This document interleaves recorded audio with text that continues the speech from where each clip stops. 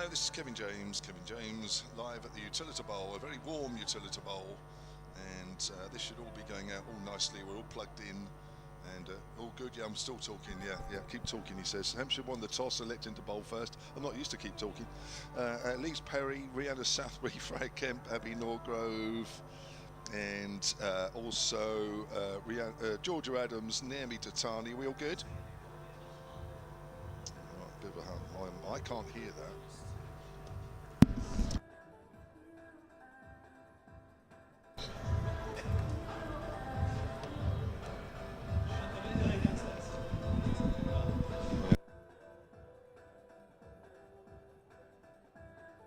Because sometimes that makes a difference with the humming. 1, 2, 3, 1, 2, 3. I can't hear that hum for a change. Normally I can hear it here, but I'm still talking. Hampshire won the toss, elected to bowl first. Elise Perry, Rihanna Southby, Freya Kemp, also Abby Norgrove, Georgia Adams, Naomi Datani, Mary Taylor, Freya Davis. I'll turn the effects mic up a little bit as well to see if that helps. Daisy Gibb, Rebecca Tyson. The one change in the Hampshire side is Megan Sturge in for Ava Lee. Hampshire coming to this game in 5th. All right.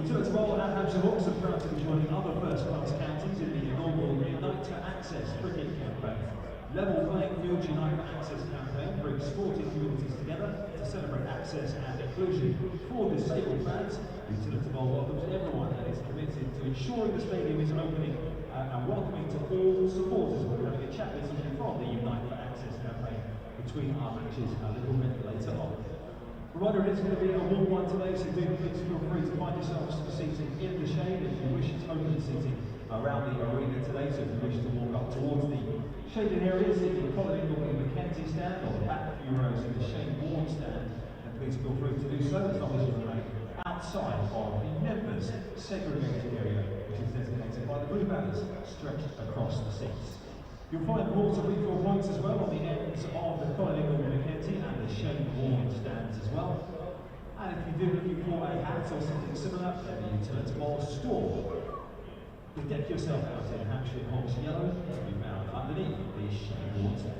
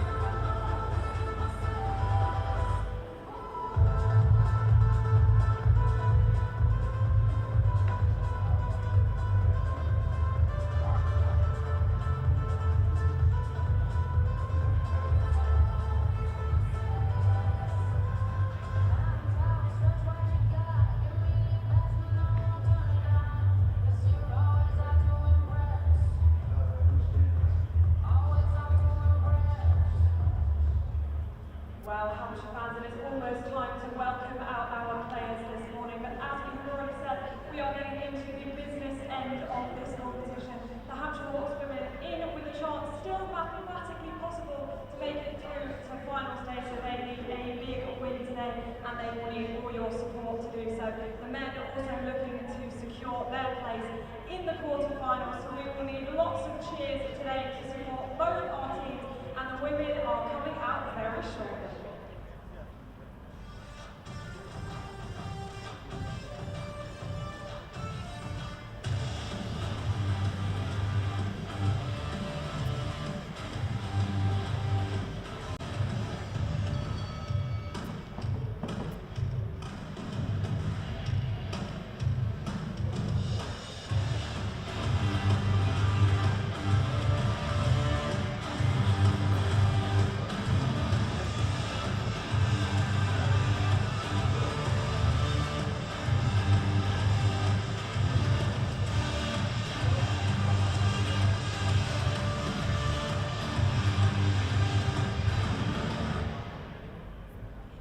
Hampshire Hawks won the toss and chose to bowl. On screen, let's confirm the two team lineups, and we start with opposite Bears.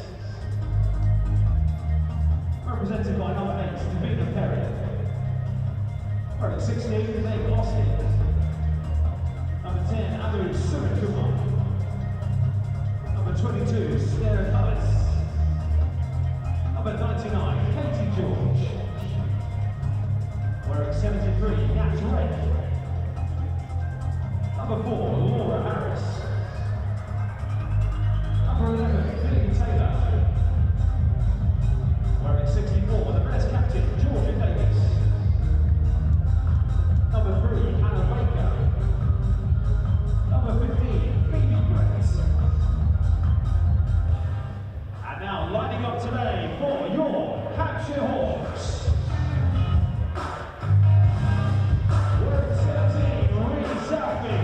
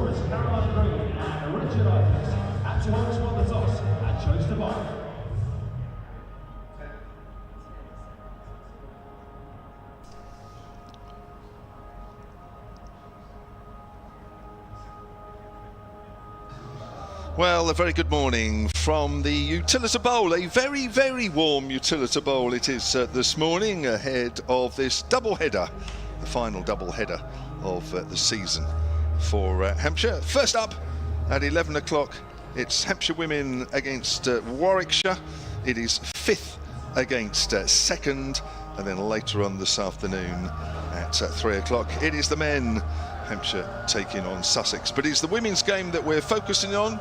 I'm Kevin James. Next to me is Charlie Harden. I can tell you that Hampshire have won the toss and they are going to bowl first. And Charlie, first of all, a very good morning. And well, Warwickshire are in the top 3 places, which of course is the important place to be.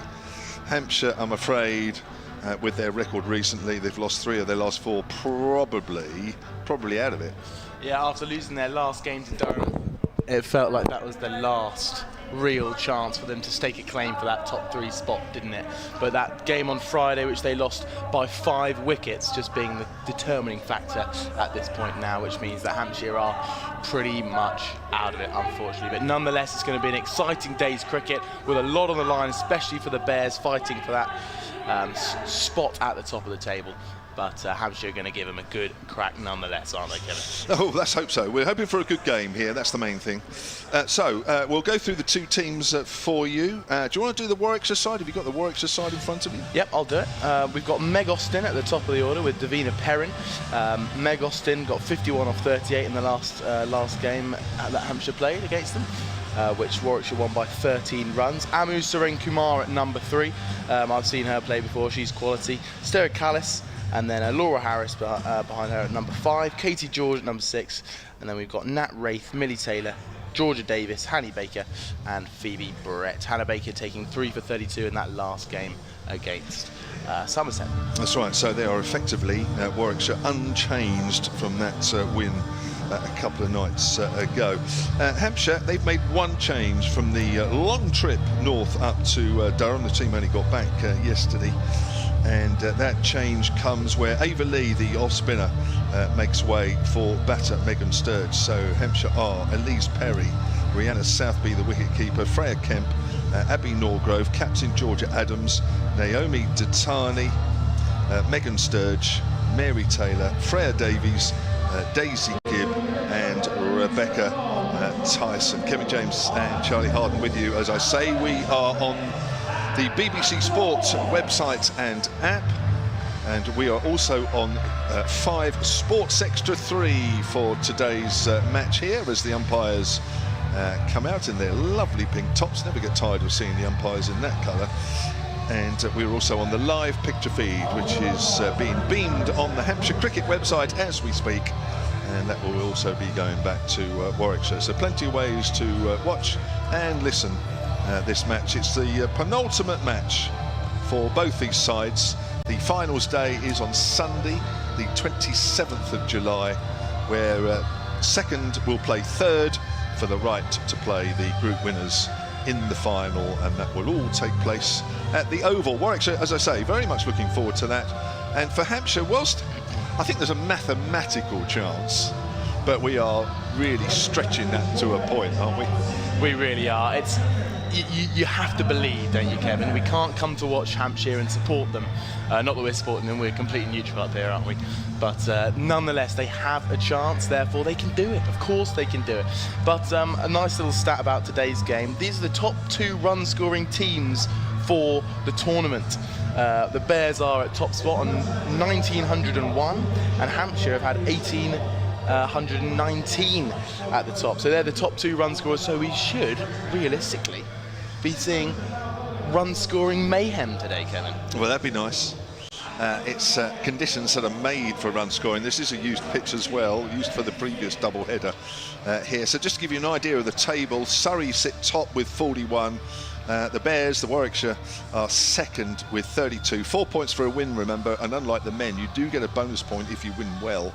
And the Blaze are in third on 31. Now, the reason we say that actually mathematically Hampshire have a chance is because they are exactly 10 points behind the Blaze. And a win and a bonus point, of course, gives you 10, but that would assume that Blaze, who actually have 3 matches left and are one of the better teams in this tournament, won't actually do anything in the last 3, so that is probably stretching. Daisy Gibb with her right-arm pace bowls, and immediately she beats the batter outside of the off-stump.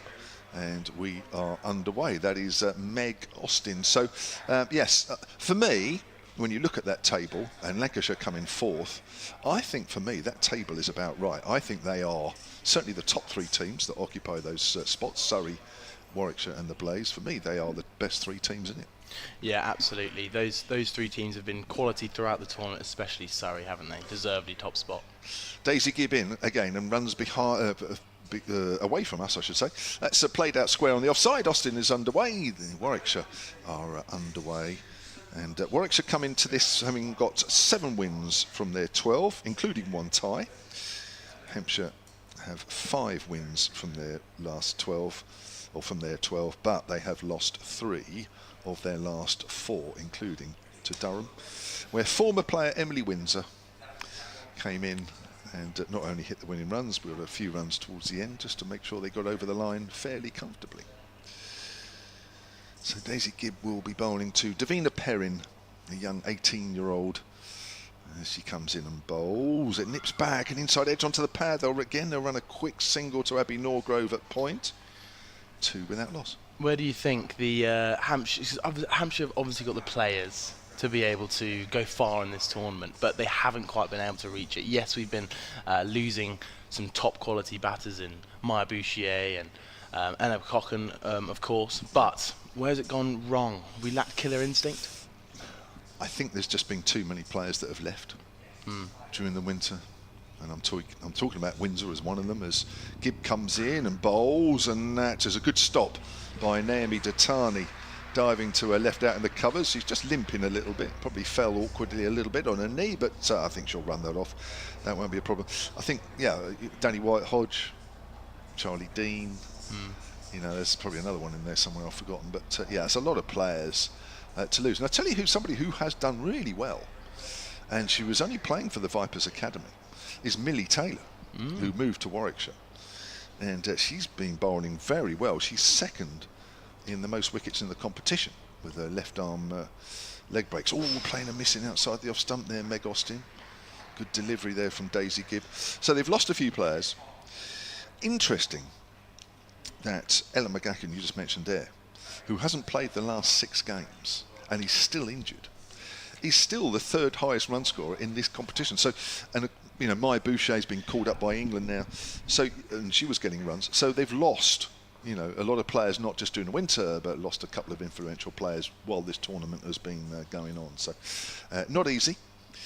As Gibb comes in and bowls, Austin drives, doesn't time. She wants a single, but she won't get one there as it goes up to Freya Davies. First over, a good one from Daisy Gibb, with Warwickshire just 2 without loss. Don't forget, of course, Warwickshire are missing a couple of players as well, with the one-day internationals coming up. After England won narrowly last night, you would have seen that, even though you were at Lord's. And he's still cooling down, is our Charlie, from being at Lord's. Warwickshire have lost Em Arlott and also Izzy Watt. No, Lord's was an incredibly hot day yesterday, and I'm not talking about the quality of cricket, because that wasn't particularly hot, I'll be honest, Kevin. Was it a bit slow at times? It was a little bit slow. Both the last times I've seen India play at Lord's, it's been quite gradual days. We had Pujara and Rahane batting it out last time I was there, so that as you can imagine, those 2 are pretty electric players. Anyway, on to the bowling. We have Freya Davies, it looks like, to bowl to Davina Perrin, who's on the strike on 1 off 1. The score is 2 for none. The Bears lost the toss and were put into bat by Hampshire. I must ask you about the fracas at the end of that day's play yesterday, where England were time wasted. I must ask you about that. We'll come on to it. It was a brilliant watch as Davies in bowls and it's pushed out into the offside for no run off the front foot. Yeah, so Zach Crawley obviously didn't want to face 2 overs of the Indian new ball bowlers last night, so they had 7 minutes, I believe, to try and fit in 2 overs, and you could tell the English batters were taking as long as they possibly could to even get onto the pitch, and by that point you knew exactly what the strategy was going to be as Freya Davies begins her run up again into Perrin, and it's pushed out into the offside, and it will be 1 run as cover comes around to pick it up. And then they walk out relatively slowly. I think Duckett was a little bit happier to be out there because he wasn't on strike, so he was sprinting out trying to get Zach Crawley on strike. And then after the second ball, there was honestly no one moving behind the bowler's arm. We could all see it was a complete sheet of white, and Zach Crawley pulled out 3 times in 1 ball to Jasprit Bumrah, who was not best pleased, as Davies in again, this time to Austin, and it's thumped over mid-wicket, and this is going to run away for 4, most likely on a lightning fast outfield here. It wasn't perfectly connected with, however, it did make its way over the infield and ran away for 4. Just one more thing I was going to ask you. I mean, you were in the crowd, so what was the crowd like? I mean, those few minutes, did the crowd really get into it? Were they enjoying what was going on? So I was actually sat with a few Indian fans at that point, and there was a real perfect 50-50 mix of The England fans absolutely loving it and calling for more, and the Indian fans going absolutely berserk. It was brilliant to watch and be around. As Davies in again to Austin, a big swipe is edged, and it's not been caught. It's gone through the first set regional, run away for 4. Looked like the wicketkeeper could maybe have made a little dive for that. It looked like it came quickly. Yeah, I was going to say, I mean, Austin played a huge heave at that, which I think put pace on the ball off the edge. May just have surprised Southby. Just watching this again on the picture feed, oh yeah, it surprised her. She had to move to her right. Her gloves were way away from her body, but I think she might have been a fraction late on that. But that was the pace off the edge. I wonder if she was, I think she might have taken a couple steps back now, because it just did look like she was beaten for base there, did Southby. Really not getting far away from it at all and not putting in a dive for it. Again, must just be the pace that it's coming through at. But Freya Davies got something in her eye. Yeah, it looks like she's been bothered by a wasp there or something. Struggling to get going in her run-up. But now she bowls, and it's clipped into the leg side towards short fine leg as they sneak through for 1 run. But yeah, also there was a ball that Zach Crawley hit on the stickers of his bat, and he turned around, he realised actually that was relatively close to my hand, and so he took off his gloves, started waving it like Rishabh Pant, giving it the broken finger treatment. Got a bit of magic spray out there, but great fun. It went nowhere near his hand. So Zach Crawley, an absolute exhibition in how to time waste at the end of a day's cricket. Davies, final ball of the over, and it's beaten her all ends up, and it's beaten her on the inside edge. It's gone through to the keeper for no run. The score is 12 for none, 10 off that over from Freya Davies. Well, a couple of chances there. I mean, that last delivery hasn't beaten the stumps by very much either. It looked like it just nipped back, kept a little bit of low on Davina Perrin. A little bit of stats on the 2 batters out there. Meg Austin into her 8th innings in this year's competition. That 51 of hers, the high score, was against Hampshire earlier on at Edgbaston. Just under 150 runs for Meg Austin. In fact, the 10 she's got now takes her just over that mark. And for Davina Perrin, just over 300 runs coming into today's game. And she's striking well. She's striking at a fraction under 144 per 100 balls, which is a very, very good strike rate indeed. Here's Daisy Gibb to start her 2nd over, the 3rd of the Warwickshire innings. That's driven out on the offside by Austin. It doesn't look as though she's timing it particularly well at the moment, which is in complete contrast to the way she played at Edgbaston, which was part of a double-header day up there. I remember, but I can't remember who was playing in the evening. I wonder if it was it's a fact from a Golden Duck last time out against Somerset just a few days ago. So that could be contributing to a little bit of lack of confidence here. True. But Warwickshire winning that one by 22 runs. I mean, scored 149 for 8. Playing a missing outside the off stump there, Meg Austin. But this looks a completely different Meg Austin from the one that I saw earlier. In fact, the date on that one, I can't remember, as I say, who played in the evening. That was back on the 15th of June. Yes. Well done, you. Thank you.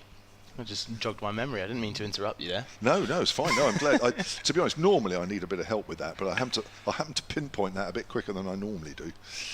Into the 3rd over then, just a reminder, Hampshire won the toss and elected to bowl first, and Warwickshire unchanged. Hampshire have made 1 change from the game against Durham. That's flicked away on the onside. She's timed that better over the head of Freya Davies, who does well. Oh, has she touched the rope? I don't know. There might be a steward's inquiry on that one. She might just be all right. Good piece of fielding anyway. 2 runs to Austin. She got there in plenty of time, didn't she? And it just felt like she held onto the ball for a fraction too long and her legs came sliding past onto the boundary rope. So definitely a tight one. However, we'll give the fielders the benefit of the doubt there. Why not? TV producers being very neutral there, not playing a replay. 14 without loss. As Gibb comes in, right arm over, bowls west wide of off stump. It's signalled wide. I was just about to say how well Daisy Gibb started the bowling, and I just held off on a minute, and she bowls a wide down the offside. Nonetheless, it's not really affected her figures there. She's 0 for 5 of 1.3 overs. A hot day here at the Utilita Bowl. Not a cloud in the sky, just a deep blue all around us. Beautiful day for cricket. There's been a few of those recently, hasn't there? Eh? Back to back. Where are the clouds gone? I'm not missing them. I wonder if they've been deported. Or ejected, as we heard on the announcer earlier today. Right, here's the next ball. from Daisy Gibb. Comes in and bowls. Driven! Caught bowl, Daisy Gibb! Oh, she's taken that well. Low to her right. 2 hands. Took it easy as you like. Austin goes for 12. 15 for Way. It's a brilliant catch. It's actually probably the best strike from Meg Austin's bat so far today. Thumped it back down the ground, straight down to around Daisy Gibb's right knee area, and she's just leant down. It's just stuck perfectly into her hands. A brilliant wicket there for Hampshire, a crucial breakthrough, because Meg Austin absolutely tore Hampshire apart just a few months ago now, on the 15th of June. So, good start for Daisy Gibb, playing her first season of top cricket, her first professional season as well. And for Daisy Gibb, that is wicket number 8. And Meg Austin. So Amu Suran-Kumar is the new batter. She's another teenager, just 18 years of age. Comes to the wicket. Don't let the stats deceive you, Kevin. She's averaging 7.5 for this tournament at the minute. She's only scored 45 runs in her 6 innings. However, I was lucky enough to see her play at Lords on the Schools Open Finals Day on the 1st of July, I think, in a 100 match in the final for the schools, and she got a 50 in the first innings, carried her bat, and then went on to get a hat-trick with the ball in the second innings. So she absolutely took rugby school all the way to the win in that tournament. So who's to say she can't do it on the big stage too? Good stuff. A few people there watching as well? Yeah, a good amount. A lot of parents for sure. Yeah. But pavilion was fairly stocked up. Daisy Gibb in then to Suran-Kumar. And bowls. Was wide of off stump and it's signalled wide. The 2 umpires today, by the way, are Anthony Harris and Grace Banbury, with Sarah Bartlett, the match referee, somewhere there or thereabouts. I never quite know where the match referees sit. They're somewhere in the pavilion, but as that's so far away. Oh no, I'm told they're somewhere else now. In the physio area to our left. Oh, up in the Colin Inglebury Mackenzie stand. According to Alex. That's driven nicely and fielded nicely out in the covers by Naomi Datani. So the crowd starting to build a little bit. We're expecting maybe 7,000 by some point today, I'm told. Maybe somewhere around there. I've heard 2 figures. One is about nearer 6 or 5.5. And another one I heard was probably high. Listen, with the temperatures, you never know. If people decide they want a day out or an afternoon out or an evening, well, it's not evening actually, as that's always going to be a quick single to extra cover. Georgia Adams has run her out, surely. And she has, with a direct hit. An extra cover, it always looked a chancy single. And the minute that Adams had the ball in her hand, it was always likely those stumps were going to be broken. Mistake from Suran-Kumar there. And Warwickshire are 16 for 2. As soon as that left the bat and the yes was called, it was risky. It was seriously risky. And actually, all it needed was a direct hit.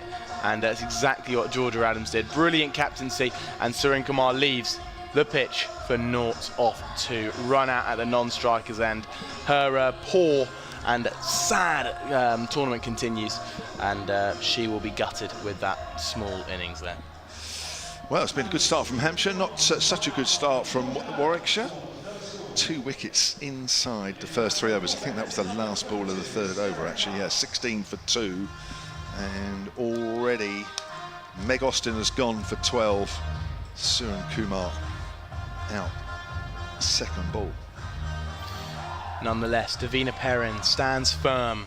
380 runs for this tournament. She's averaging just under 30 is what I've got here. I'm sure that's more than good enough, Charlie. Yeah, thank you. Sounds about right. I was a little bit worried. I trust your figures. You've got them printed out, so it must be true. Yeah, I've actually got them stuck in and folded up. I thought I'd do a nice little bit of extra. I'll tell you why I did this, Kevin. Last time I got caught out because I didn't have the strike rate of Sean Dixon. So I thought I'd print out every single stat per batter and bowler this time, just to go the extra mile. Well, to be honest, that game against Somerset, I thought your commentary was brilliant, but the one big gap and the one big hole in your commentary was you couldn't give us the stats on Sean Dixon. I mean, I thought that was poor. Well, no, that feels like quite a personal attack there, Kev. Anyway, let's go back to the cricket as I wipe away my tears. It's Bex Tyson into the bowling. Left arm round the wicket, and it's swept away. A little appeal for LBW. I think that might have just come off the glove as they sneak through for 1 run to short fine leg. We're going to try and outstat each other here, aren't we? Are we? So I think I might lose this. No, I think I think you're up there already. You're well up there. Oh, thank you, Kevin. 13 wickets, 5th in the highest wicket takers list. Bex Tyson. There we are. 15 love. Just give me a minute. I think I've got the serve on this game, so I can start when I want to. I've opened the wrong sheet. Is that straight into the net? Too many sheets going on here. That serves into the net. Second serve. Here we go. Meanwhile, Bex Tyson begins her second delivery. Left arm round the wicket, and it's a brilliant shot over mid-off. It's come down the wicket, and it's a couple of bounce 4. And it's a brilliant shot from Davina Perrin, showing her class, showing why she is the top run scorer for the Birmingham Bears. Yeah, I'd said it earlier on in the season, and I'm sure those that have watched her this season in various ways, I just think this girl looks so much more confident than ever. Brilliant shot, lofted over that extra cover region. Quality cricket shot as Bex Tyson tries to respond. A similar looking shot, this time along the ground to mid-off. Bex Tyson striking at the second best strike rate in the Hampshire women's team of 18, just behind Freya Davies, who's got a strike rate of 16. There you go. 15 all. 15 all. Put a little bit of spin on that second serve. Wouldn't say it was an ace. Third delivery. Here comes Bex Tyson. Fourth delivery, sorry. Left arm around the wicket. This time pushing out to long off, that's been just placed there after a lovely cricket shot that went over mid-off a few balls earlier. Lovely batting from Davina Perrin. Sends out a fielder. You need a fielder out on the boundary there, Hampshire. It gets put there, and then she'll take a single. Good batting. Stir Callis, 288 runs, 7th on the highest run scoring list so far this season, 1530. As Bex Tyson bowls, drifting down the leg side for no run. Kevin James is really enjoying himself here, everyone. Only a high score of 54 though, Stir Callis. 30 all. Long rally, that one. Do you just get a point for naming a stat here? Lovely shot over the bowler's head. Oh no, it's gone short, and it's caught. I thought that was sailing away for 6, but it went straight up in the air.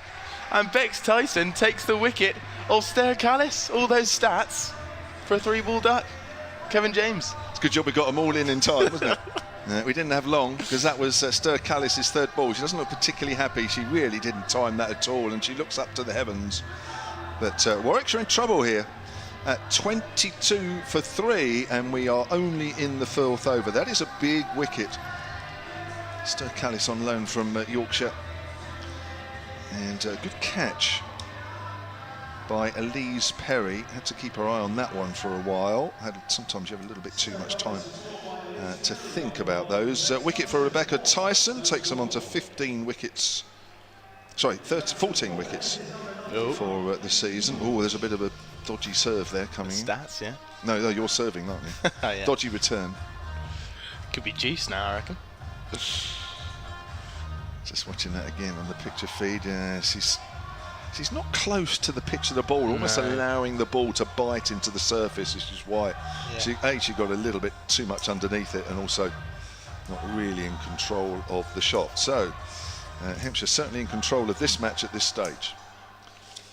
Katie George looks to be the new batter for the Bears, as that was the end of the over. It's 22 for 3, 4 overs gone. Right, we've got to start rattling through the new stats here before another wicket falls. Yeah, I was going to say, get them in now, get them in early. You're under pressure with your serve. It's 15:30 at the moment, by the way. Daisy Gibbs getting a 3rd over here. 22 for 3, the Bears, into the 5th over. And that's hit away, and it's going away off the bat of Perrin, through backward of point for 4 runs. A little bit of width there from Daisy Gibb. Yeah, really nice shot. Just letting the ball come onto the bat and just placing it really well guided, just backward of point, beating that fielder who is probably just behind square on that offside.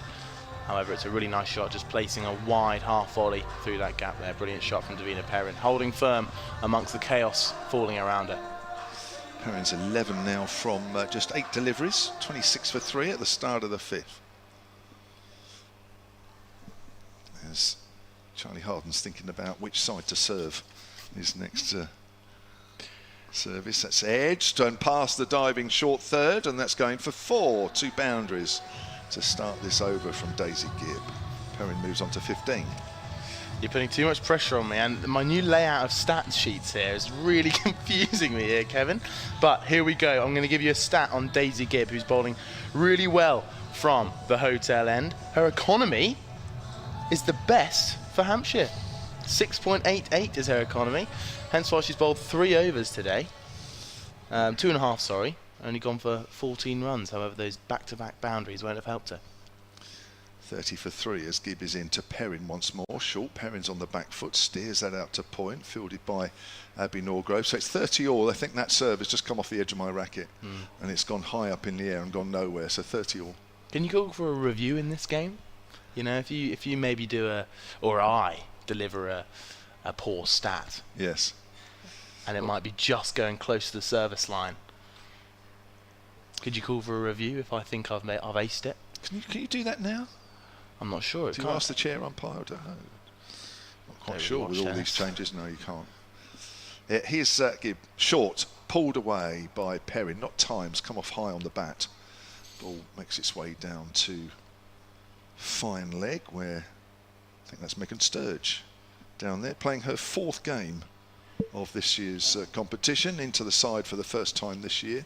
She's the one change, having come in for Ava Lee from the side that lost to Durham.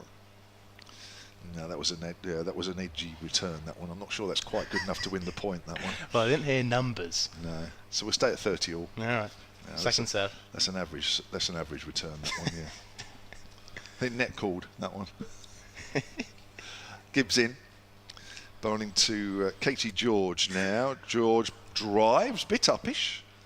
Ball bounces a couple of times as it goes to mid-off. Here's one then. Katie George formerly played for Hampshire Women between 2013 and 2019, but she did make one rogue appearance in 2022 when the Women's County T20 tournament, early season, that was played in April. She made one rogue appearance in 2022. That is a fine return of serve. 30-40. That's a second serve ace. 30-40. No, you're still serving. I've just whacked it back past you and you haven't moved. It's hit the line. Yeah, it's hit the line and you haven't moved. Here's Daisy Gibb.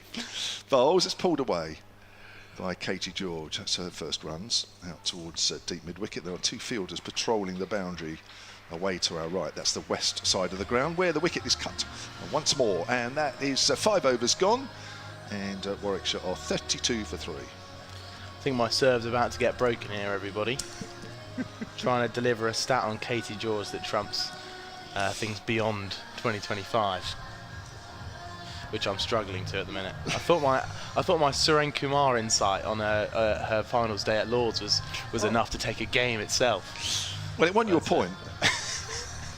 It was an ace. It was an ace serve, definitely. A personal story is definitely worth an ace. Right then, on from the pavilion end, and it will be Bex Tyson continuing. Her first over was 1 for 5. A wicket with her last ball, which I thought was sailing over the boundary for 6. Turns out mid-on had to come in to collect it. That was a good catch from Elise Perry. Bex Tyson into Katie George, who's not out on 1. It's clipped into the leg side. They're going to push for 2 here, as 1 is reached and 2 they come back for, and it's tight, but they will reach there in the end. Good running. There's always 2 out there in between the 2 deep fielders at long on and deep mid wicket. They're the 2 deep fielders at the minute. Yeah, she's very quick, Davina Perrin. They're both quick, actually. Perrin especially so. Bex Tyson in again, skipping down the wicket, pushing out to long on. This will definitely be 1 run this time, as Bex Tyson continues her over from the pavilion end. Let's have a look on Bex Tyson's stats. I've already delivered one on a strike rate. Let's see where else we can go with this. Needs a good serve, this one. I'm stalling. You're 30-40 down in this game. God, I'm going up against the world number one here. As it's clipped perfectly over the bowler's head, it's skipped down the track from Davina Perrin, sorry. It's gone straight over the Bex Tyson's head, and there'll be a few bounce for. Brilliant shot. Remember, you only get a certain amount of time for your next serve. Remember, they're quite strict on the time. They are really strict, aren't they? Yeah. I think you're running out of time clock. Here we go. Right. Bex Tyson is one of only 2 Hampshire bowlers to bowl a maiden this year. Very good. She has 1, and the other maiden belongs to Freya Davis. Shock horror. Very good. That's juice. I'm running low now, Bex Tyson. 7 off the over so far. Davina Perrin once more skipping down the track, gets it on the full, but long off does come around this time. Will just be 1 run. Long off and deep wicket. The 2 deep fielders surrounded by a ring around them, but long on now is brought in for Katie George, who's on 4 off 4. The score is 40 for 3. We've got 2 balls left in this over. Bex Tyson around the wicket, coming down the track. This one going towards long on. She's coming in and she's caught it. Elisa Perry with another catch, and the Bears fall now to 40 for 4. A brilliant bit of bowling from Bex Tyson, just inviting a shot over that long on fielder who's deliberately been placed there. And it's an easy catch for Elisa Perry. Katie George goes for 4, and the Bears are struggling at 40 for 4. Yeah, they certainly are. Very hot conditions here at the Utilita. Hampshire have made an absolutely perfect start. It may be too little too late. We said earlier at the start of the programme that they do have a mathematical chance of staying in the hunt, but really that's probably a little bit too much for them to do. It's mathematical, but really in all honesty, in reality, they will finish outside of the top 3. I'm just being told, whilst we're okay on the live picture feed, so don't worry about that, you're getting our commentary on that. Also on BBC Sport Online, I'm just told that maybe there's a problem on Sports Extra 3, so I'm just getting a message here. If that is the case, then I'm going to redial. You'll hear a dialing tone over the commentary. It'll be brief, but just don't worry. It's nothing to worry about. It's just me having to redo something, so I'll let you know for sure in a moment. The new batter is Laura Harris, who can strike a ball. She can. 4th highest run scorer for the Bears this year with 220 runs, averaging just over 20. And she will face up her first ball to Bex Tyson, who's got 2 wickets in her first 11 deliveries. Bex Tyson in again, this time thumped into the leg side, out towards long on. Will be just the 1 run as that over comes to an end. Another good one from Bex Tyson. She's bowled 2 overs, 2 for 16. The score now is 41 for 4. Davina Perrin standing firm, the opener, on 21 off 13 deliveries, striking at 161. And Laura Harris just got off the mark there for 1 off 1 delivery. But 195 strike rate for Laura Harris in this tournament, easily the highest in the Bears team. Whether it's the highest in the tournament, I will have to find out for you. However, nonetheless, as we have said, Laura Harris can strike the cricket ball. But we've got a change in the bowling here. Looks like Mary Taylor is going to come on to the bowling, number 9 on the back of her shirt. Any stats on Mary Taylor? Just to throw you in the deep end. I will do, but just to say that we are now on Sports Extra 3 having... it's my fault, actually. I dialed the wrong number. Ha! That's why you could hear the ringtone just under our commentary. Would you like me to give you some stats on Mary Taylor, or would you like to try and win this game on your serve? Here she is with her right-arm medium pacers, who's almost yorked Laura Harris. Ball just trickles out on the leg side. Right then. Here we go. Mary Taylor's got the best bowling figures of the tournament, joint with Georgia Adams, who both took a 4 for 26 earlier in the tournament. So she is claiming the best tournament figures for Hampshire. That's an interesting one. That's driven hard by Harris out towards deep mid-off. Oh my word, Naomi Datani has just Well, she had it, and then it just bounced away out of her hands and has gone over the rope for 4. Is that, mate? I'm just checking your stats there. Oh no! Oh no! Mate, I think you've lost the game. Oh no! I think you've lost that point and lost the game. I have her down with best figures of 2 for 16. Oh no! People, this tournament, Charlie. I've been absolutely I'm bamboozled. 1 game up. I've just broken your serve. I think you just sliced it back, and I've just missed the ball. You've hit it into the crowd. Taylor bowls. Harris smashes that away, square on the offside for 4 runs. I did notice a few confusing looks around the gantry up here. Yeah. So that takes Laura Harris on to 9 from just 4 deliveries, and Warwickshire on to 49 for 4. So apologies everybody on Sports Extra 3. It was my mistake here. Just to let everybody know, even though you might have joined us a bit late, this is Hampshire against Warwickshire, 5th against 2nd. And Hampshire started this game rather well with Warwickshire initially 40 for 4. They're now 49 for 4. We're in the 7th over, just out of the power play. Kevin James and Charlie Harden with you. Slower ball, but Harris has still found the gap through the covers, and she will still find the boundary. Well, she does strike a mean ball here, Laura Harris, whose sister Grace Harris plays for Surrey. She equally strikes a mean ball, and she has started particularly well here, and they are 53 for 4 now in the 7th.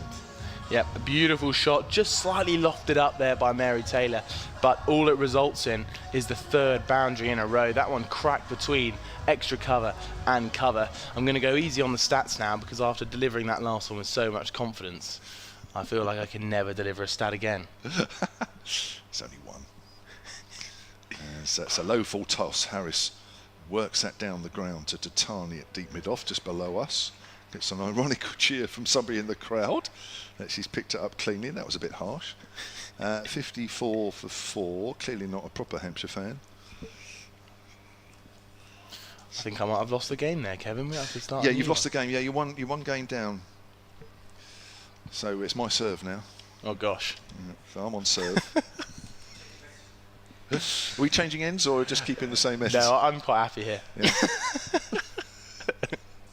Here's Taylor, runs away from us and bowls, and there's a lovely straight drive from Perrin. Perfect drive, actually extra cover drive. Goes straight to Georgia Adams, and that is the end of the 7th over with Warwickshire, who lost the toss and were asked to bat first.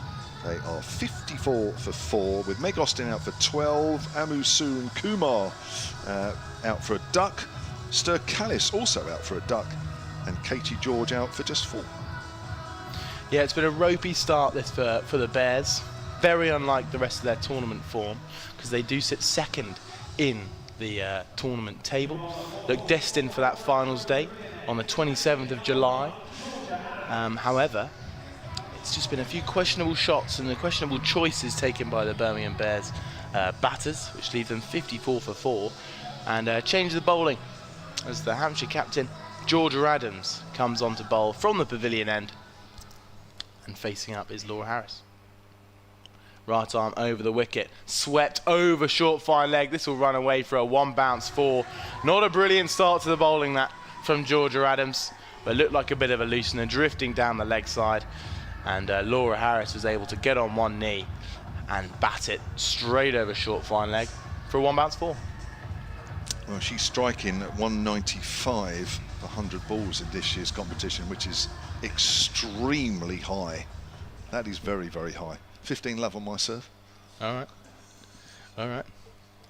As bowled again, this time is bigger from Laura Harris, and it's cleared deep backward square leg, and it's gone away for 6. Another full toss from Georgia Adams, as I return with, it is a very high tournament strike rate, and it is in fact the highest tournament strike rate. Number 1 in the Vitality Blast women's edition is Laura Harris on 195, and second, just to really put a bit of extra spin, is Tammy Beaumont, who played 3 innings at 167 strike rate.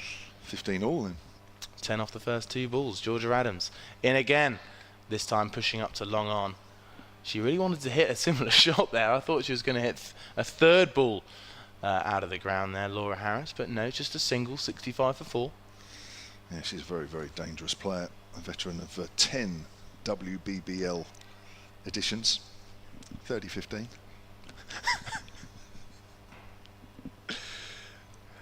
This time, Georgia Adams in again. But it's pushed out into the offside. Will be 1 run. As I try and really quickly bring up some Laura Harris stats. And I'll tell you, Kevin James, she's played 123 matches in the WBBL. Going at a strike rate of 159 as Georgia Adams bowls again, this time punched out to long on. Just a couple of bounces for a smart piece of fielding out there at long on. And it's thrown back in, will just be 1 run. Laura Harris trying to beat every single fielder today. 30 all. I'm 1 game up in the first set, remember? Yeah, and I was serving. As Georgia Adams bowls again. This time just clipped into the leg side, will be 1 run. As Davina Perrin moves on to 22. Just 1 ball left in this over. No, I believe that is the end of the over. It was 14 runs from it from Georgia Adams. Not the best start to the bowling for her today. However, the score is 68 for 4 off 8 overs. But Laura Harris was, in the game between these two sides, out first ball. And off an inside edge, bowled by Daisy Gibb, who then was on a hat-trick. Wow. That was the 2nd wicket of a hat-trick. I think I'm 40-30 up. But remember, Well, you've got to break my serve back if you can. You got to give me time to respond here, Kevin. All right. Although it was a good return, it's just moving slightly slowly through the air. Whilst I scramble around to find... I've gone. No, he's gone past me. 40-30. Yeah, great shot. Fair play, Kevin. That was a good rally, though. It was. A long one. In this heat. Hasn't done us either of us any good. No, I'm sweating. Looks like Elise Perry is on for Hampshire, the Australian overseas player. Doesn't need much of an introduction, of course.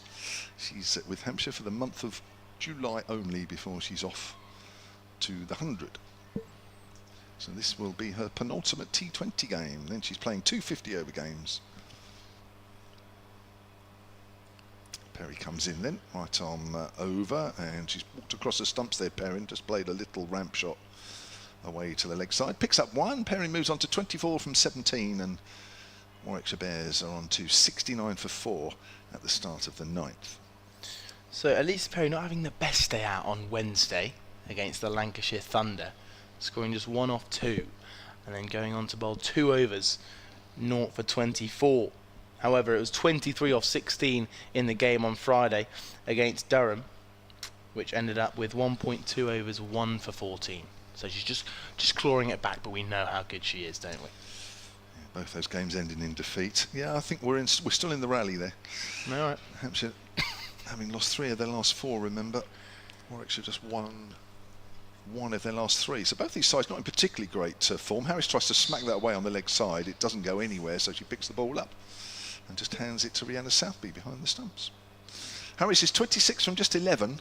Perrin is 24 from 17, so a bit of a recovery for Warwickshire. They might have only put on 29, these two, but they lost early wickets on 15, 16, 22 and 40 to today's visitors.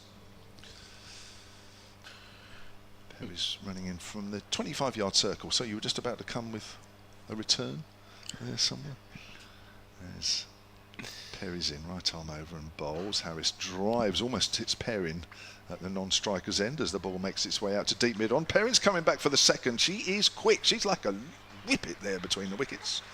Abby Norgrove not able to get the ball quickly enough in time back to the bowler. I was under the impression, Kevin, Yes. that my last 2 games of stats on Elisa Perry, well, not stats, just reading out her numbers. I think it kept you in the rally. No, me. okay, and then you, okay, all right. You're gonna have to give me 1 more ball there. Yeah, that's right. You've still got a chance in this rally. All right. Yeah. Here's Perry again, runs away from us and bowls short. And Harris thought about having a hook, decided against it, and it's called a wide. I think that's a little harsh, if I'm honest. And Elise Perry just bent down there a little bit. I think she felt the same because she ducked Harris, even though she was looking to play the pull shot. I think that's a little harsh. Yeah, I agree. It just felt like it wasn't that short a ball, and if she'd maybe stayed tall, she could have definitely got a good chunk of bat on it. However, because she ducked out of the way, it was more inclined to be given a wide in the end. So this is Perry's first over of the match. so far for Hampshire. The bowling figures. Daisy Gibb 3 overs 1 for 16 as Perry comes in and Harris hits that hard down to mid-on. Bounces almost over Abby Norgrove. She can't quite get it as the ball just bounces away from her hand and just goes over the rope by literally a few inches. 4 runs from Harris. She is striking it well. 28 she's on to. 76 for 4. Sorry, 32. So Elise Perry, this stat's actually with the bat. Her stats batting in England in women's international T20s. She actually averages 44 with the bat in women's international T20, which I think is pretty astonishing for a T20 average. It is. In the 9th over, 76 for 4. Warwickshire having been put into bat here as Perry comes in again and bowls. Harris tries to cut and misses. Perry's asking politely for the call behind to the umpire. No more than it was a polite one. Yeah, okay, that's all right. Yeah, we're calling it 30 all in this game. As you can see, I'm really scraping the barrel here. There you are. Yeah, you're hanging in there with the rallies. I'm pushing you to both sides of the court, and you're just about keeping yourself in the rally. At the minute, it feels like a kind of round 1 game, doesn't it? Where, you know, seed number 1's got to take on seed 150. Qualify. Here comes Perry. Almost yorked, and she has yorked her. Harris couldn't get the bat down in time. In fact, she may just have done, but it's off the bottom of the bat, and it's knocked the middle stump out of the ground. Not sure the ball had quite enough pace on it to do that, but it doesn't matter. Harris, the very dangerous Laura Harris, goes for 32 from just 15 balls, and Warwickshire now 76 for 5. That felt like a huge wicket in this game because Laura Harris is really starting to bring the momentum back in the way of the Bears. However, a brilliant in-swinging Yorker from Elise Perry taking out the middle stump sends Laura Harris back to the pavilion with 32 off 15. She was striking at 213 today. But again, Laura Harris has had the ability to take the game away from Hampshire despite the Bears being just 5 down. So in comes the next batter, who I believe is Nat Wraith. It certainly is. Nat Wraith will face up against Georgia Adams as she continues the bowling from the pavilion end. Former Western Storm player, Nat Wraith, moved during the winter. Is that a point? I do like historical facts, so I guess that is a historical fact. However, I need every single thing I can get today. But Nat Wraith, 219 runs, 5th highest scorer for the Bears this T20 blast with a high score of 58 not out. Okay, I'll just about give you that one. So that's 30-40. Oh, and I'm on serve. I broke your serve. All right. You're on the verge of breaking mine. So you've just given me a point there. I'll give you a point. I felt sorry for you though. Thanks, man. I appreciate that. Bex Tyson back onto the bowling. Left arm round. It will be a dot ball. Oh no, it's been misfielded by the bowler. It's gone straight through her hands. But that does bring Nat Wraith onto the strike. We had a change of over after that wicket. Davina Perrin just punching that ball down the ground for 1 run. I'm thinking. All right. Lot of ball bounces going on here. Yeah, there is, yeah. Bex Tyson in again. Round the wicket. It's straight up in the air. It's a leading edge, and Bex Tyson takes the catch. A brilliant delivery. A little bit of spin on the left arm orthodox bowling, and it's just taken a leading edge as Nat Wraith, first ball, tried to work that through square leg against the spin, and it popped straight up in the air. A looping catch for the bowler. Bex Tyson takes the catch. It is 77 for 6. And Davina Perrin still there. On 24 not out, has already watched 6 of her teammates come and go. It is a used wicket here. I'm just wondering if Nat Wraith there, maybe enclosing the face of the bat, just gone a little too early. The ball just held in the turf there a little bit, and maybe we're just seeing the effects already of a wicket that will be fairly sun-baked, and as I say, it's been used for a double header before a few days, quite a few days back now.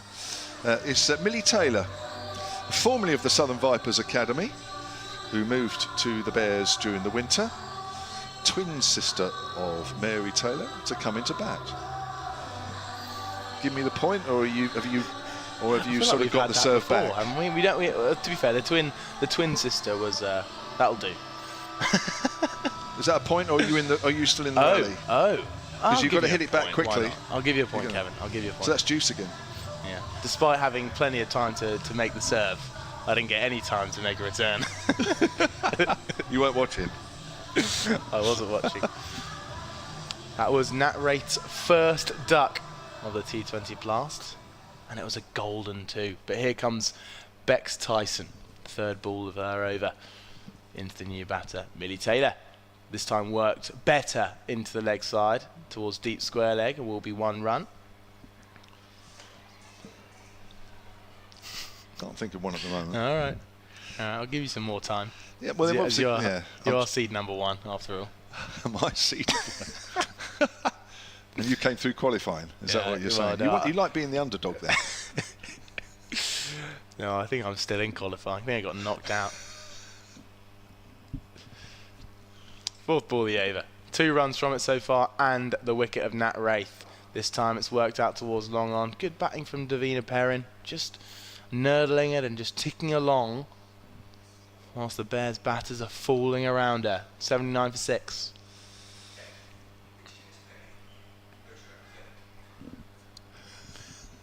Millie Taylor on strike. She's 1 off 1.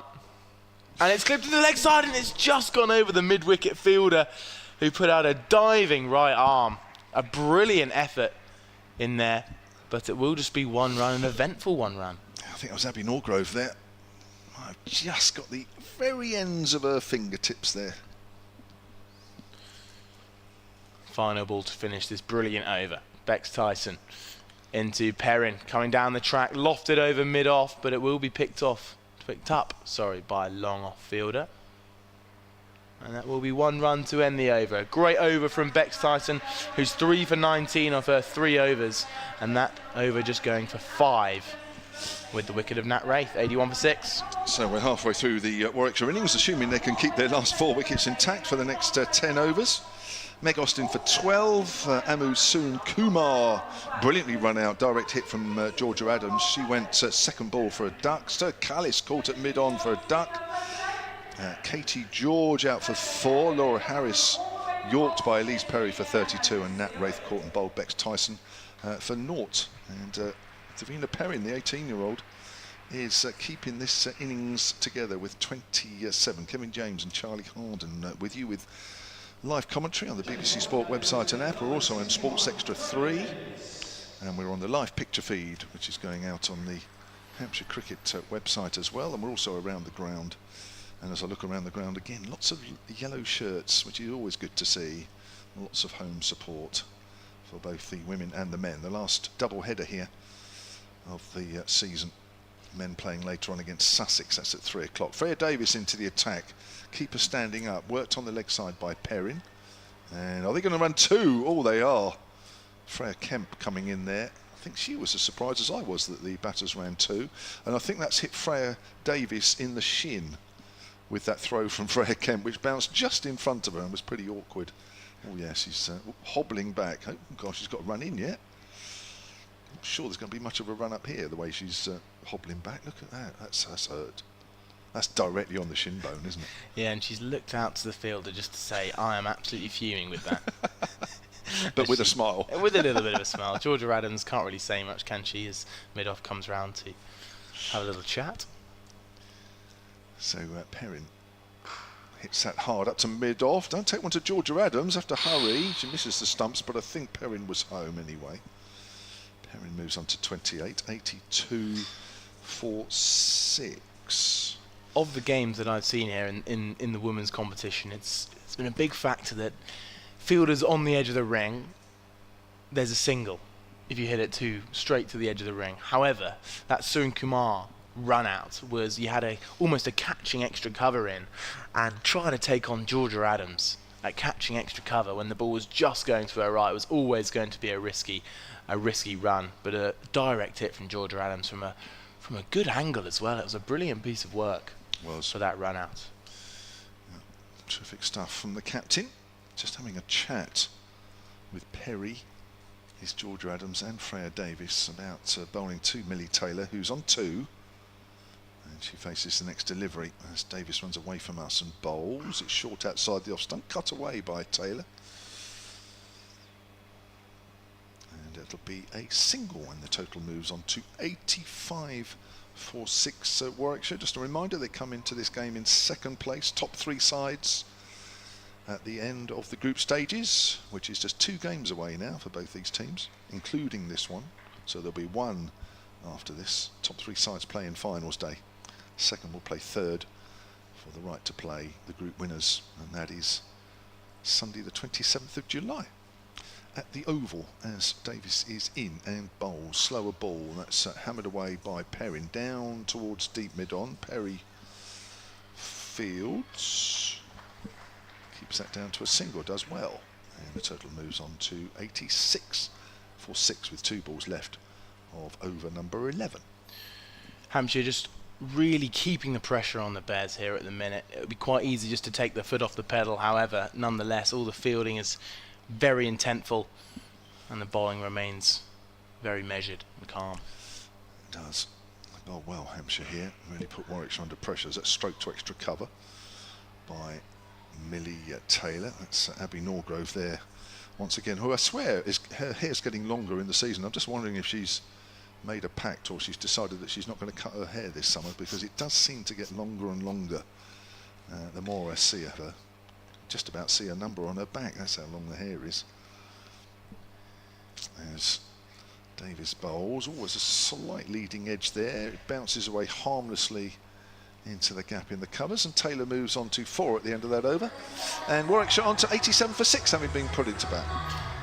So Abby Norgrove's long hair has just reminded me of something, which is there's an influencer who has said that he will not cut his hair until Manchester United win 5 games in a row, and it's been about a year.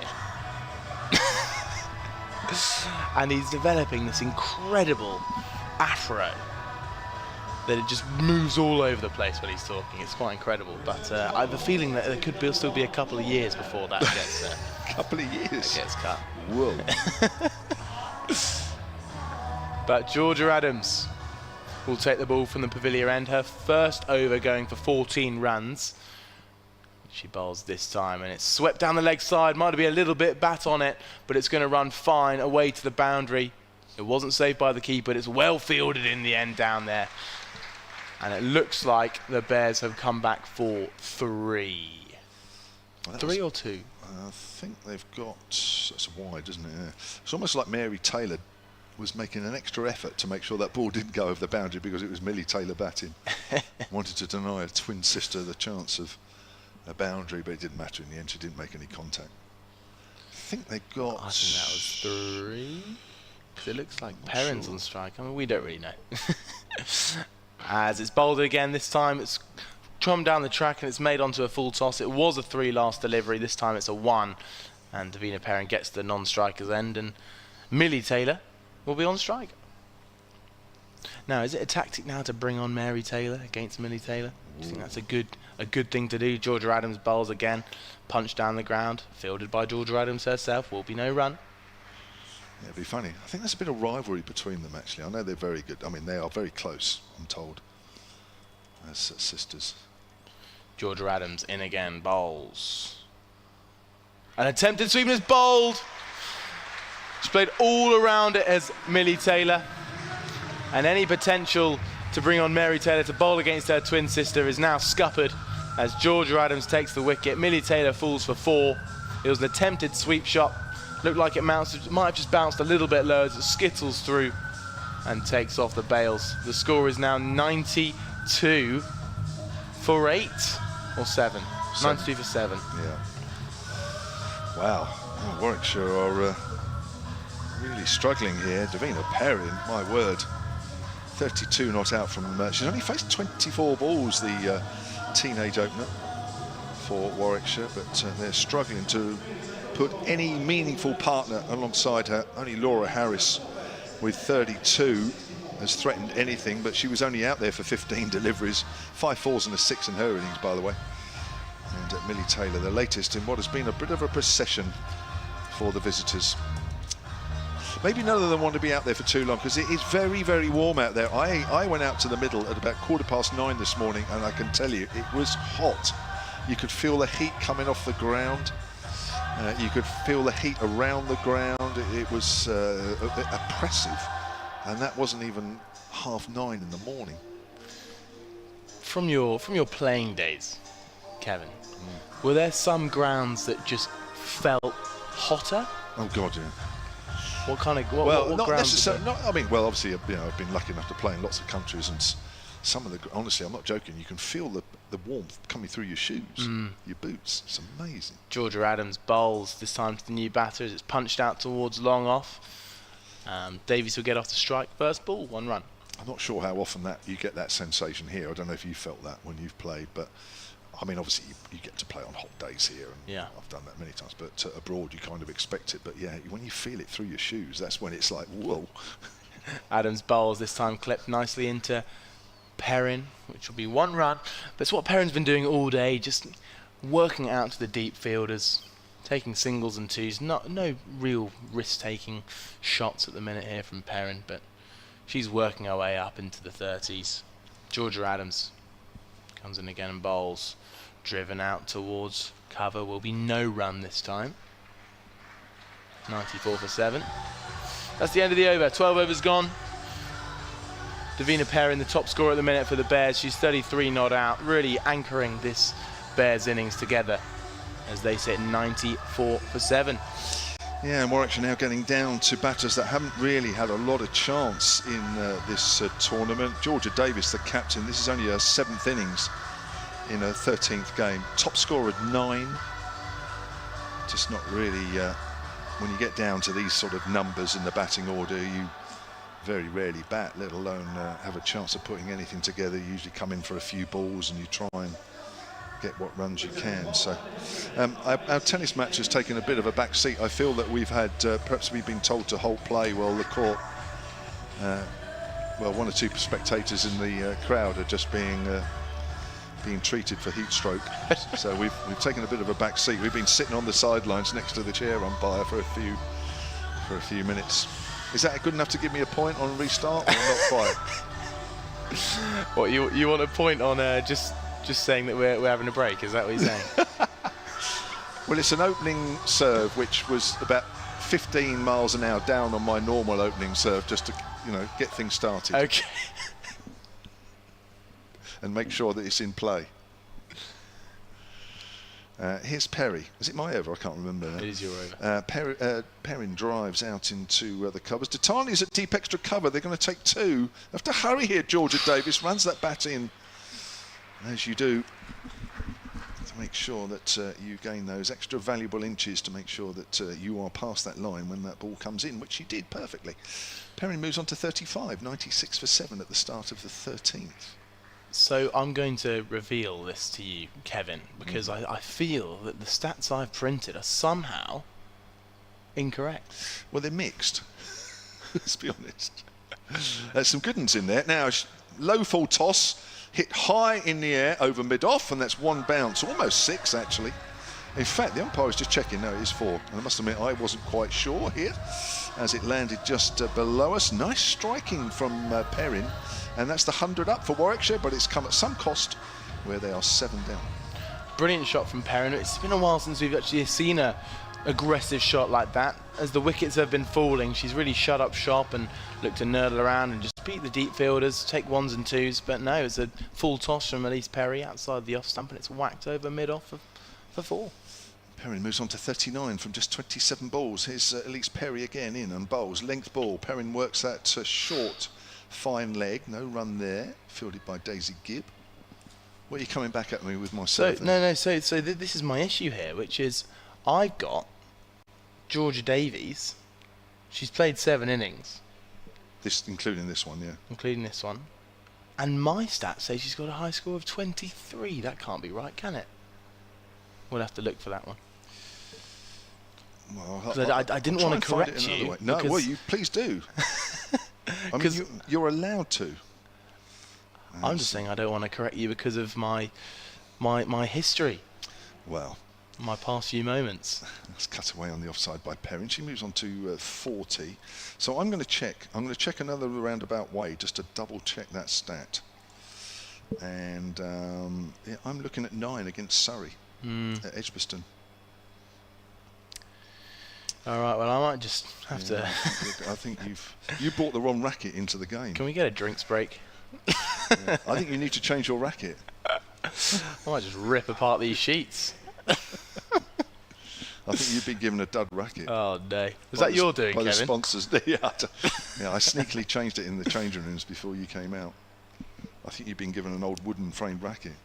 Here comes Elise Perry, bowls and hits that into a pad, does Davis, and the ball trickles back along the pitch.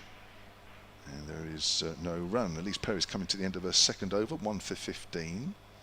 Warwickshire 101 for 7. Yes, we're having a mock game of tennis between myself and Charlie over stats. It all started because we got a couple of stats out early on and we thought, let's make a game of it and see what happens. I won the first game, I broke serve. And I think we're somewhere near dues. I've lost touch, actually. We need to ask the chair umpire what actually the score is to confirm. So that's driven up to mid-off, fielded by Freya Davis. 13 overs gone, 7 to do, 101 for 7. I'm going to get it confirmed from the chair umpire, the actual score, because I think the board's wrong. It might actually be juice now against my serve. No, I think it is just about juice. And it sounded like a good idea, this tennis game, until I realised how tremendously out of depth I was. Not at all. I think you've just... I don't know what stats you've downloaded, but...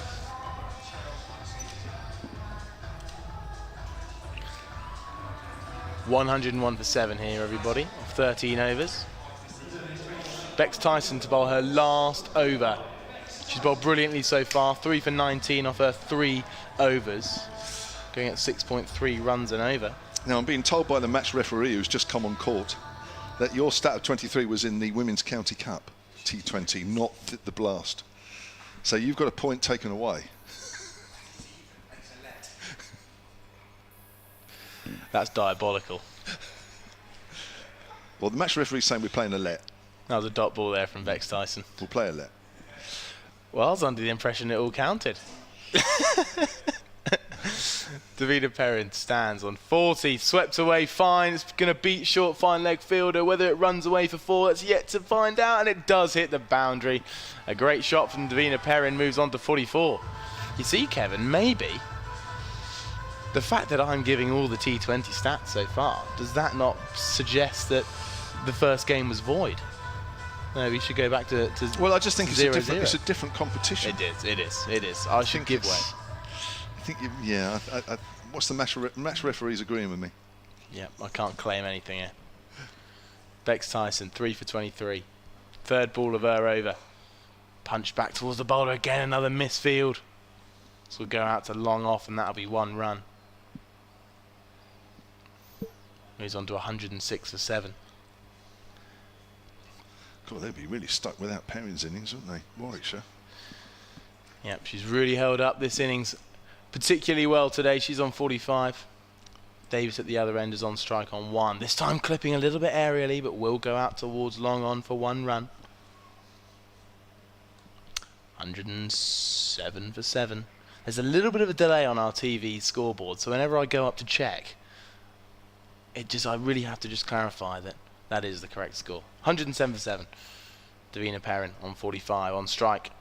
This time sweeping away, she got it on the full, but it will just be 1 run out to deep backward square leg. 108 for 7. Yeah, well, it's not a big total, but I'm just wondering on this used pitch whether it's worth a few more than actually what is showing at the moment. You do get the sense if they can get up to maybe 140 as Bex Tyson bowls, and it's just clipped to end again into the leg side. They'll push for 2, but no, it will just be 1 run. If they can maybe get up to 140, 150, it's a big ask here with just 3 wickets left. However, if Davina Perrin can just take the Bears in that direction, it'll be a really formidable total that'll be hard for the Hampshire batters to take on. The score is 109 for 7 on 14 overs. I think that's 3 for 25. Bex Tyson, I missed the announcement on the ground. Oh, it's 3 for 27, tell a lie. off her 4 overs for Bex Tyson, and that means I think that's her equal best figures actually this season. I was about to say that, however, the last stat I went wrong on was the best figures. But it does also say here 3 for 27, so I've got some correct. I've just got some swayed by the County Cup earlier in the season. Yeah, Lancashire Old Trafford, she got 3 for 27 as well. That was the second game in this competition. There's Mary Taylor with a right-arm medium paces. That's attempted cut by Davis. He misses with Southby standing up to the stumps, taking it nice and cleanly. So we're into the 15th over here. We are live on Sports Extra 3. We are live on the BBC Sport website and app. Also on the picture feed via the Hampshire Cricket website. And also around the ground. Kevin James and Charlie Harden with you as such an attempted drive as she's playing and missing. Maybe just have straightened up on Davis, the Warwickshire captain there. Mary Taylor into her second over, none for 13. Smart work behind the stumps from Brianna Southby. Certainly was. There are quite a few games going on in the top division of the Vitality Blast women's competitions. That's turned away down to fine leg for a single, 110 for 7. Lancashire are taking on Durham. Lancashire currently sit 4th. But they are also, they're 6 points away from the Blaze in 3rd, so they probably can't afford to lose that one either, really. They're taking on Durham, as I say, 138 for 4 in the 18th over. Emma Lamb, who's having a cracking season, is 74 not out. There's a hit over mid-off. She's played those shots so well, Davina Perrin, today. The ball will just about make it over the rope. My word, she's played those well. She moves on to 46, I think that is. No, she's 50. That is a half century. 50 off 34 deliveries with 7 fours. Absolutely terrific knock from Davina Perrin. Holding up this Bears innings. They're 114 for 7, and she's made 50 of them. She opened up, and there's a reason why she is the top run scorer for the Bears so far in the Vitality Blast. Yeah, she's looked untroubled, really. The lone batter. She's tried to cut that one away and misses that one. Again, it's neatly taken by Southby. Leaders Surrey are taking on Somerset today, where our Surrey are 153 for 5 in the 18th. Alice Monaghan, formerly of this parish, is 52 not out there. She hasn't been playing every game, Alice Monaghan. I think she's been injured a bit, hasn't she? Yeah. Hand injury. Thank you, Alex. Match referee Alex. He's doubling up today as match referee in our tennis match.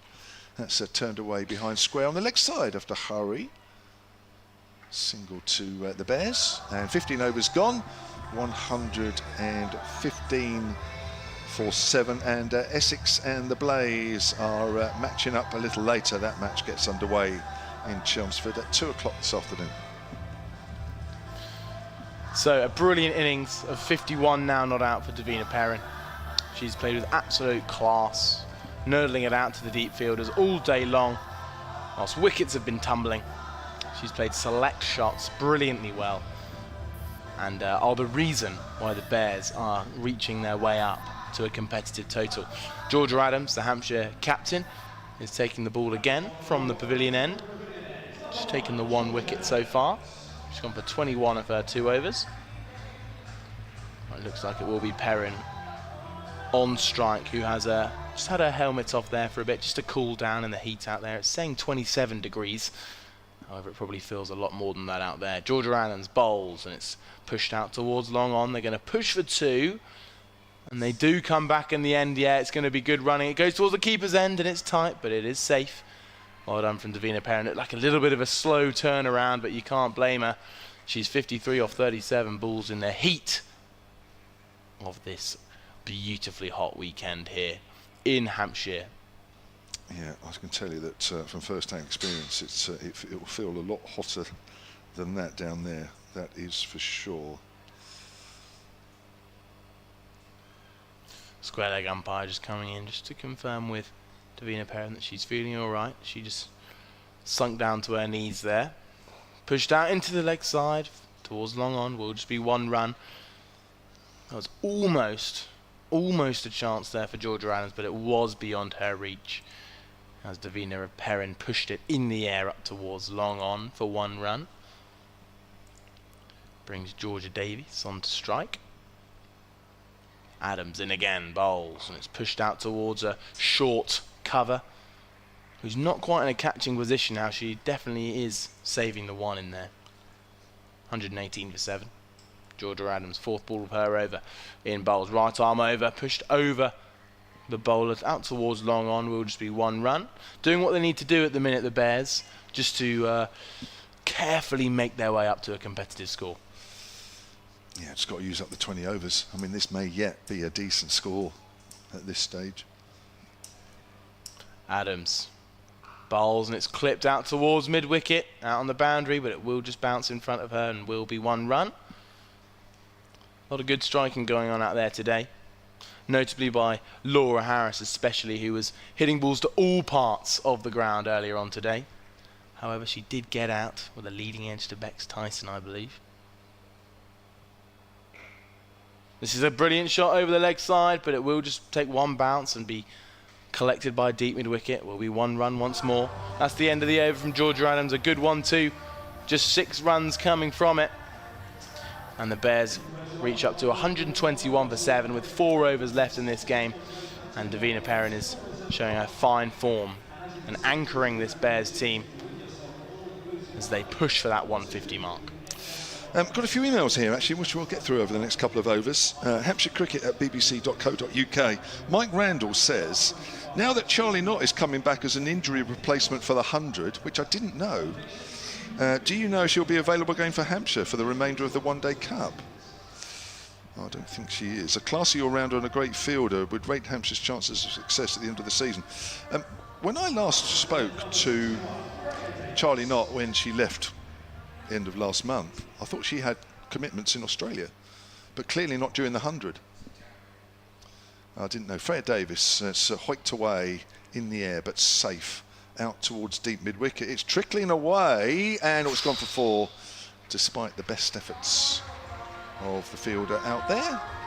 And Davis will move on to 10, which will be a high score of the season. So I must admit I don't know, and Alex, who knows a few things, is to my left. He's not sure either. So we might have to look at that one, Mike, and come back to you on that one.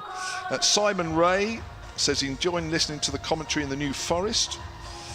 I know you don't have long to get your stats out. He says, yeah, we're still doing it. We're in the middle of a long rally after being off court for a while 1 or 2 of the crowd were being treated for a heat stroke.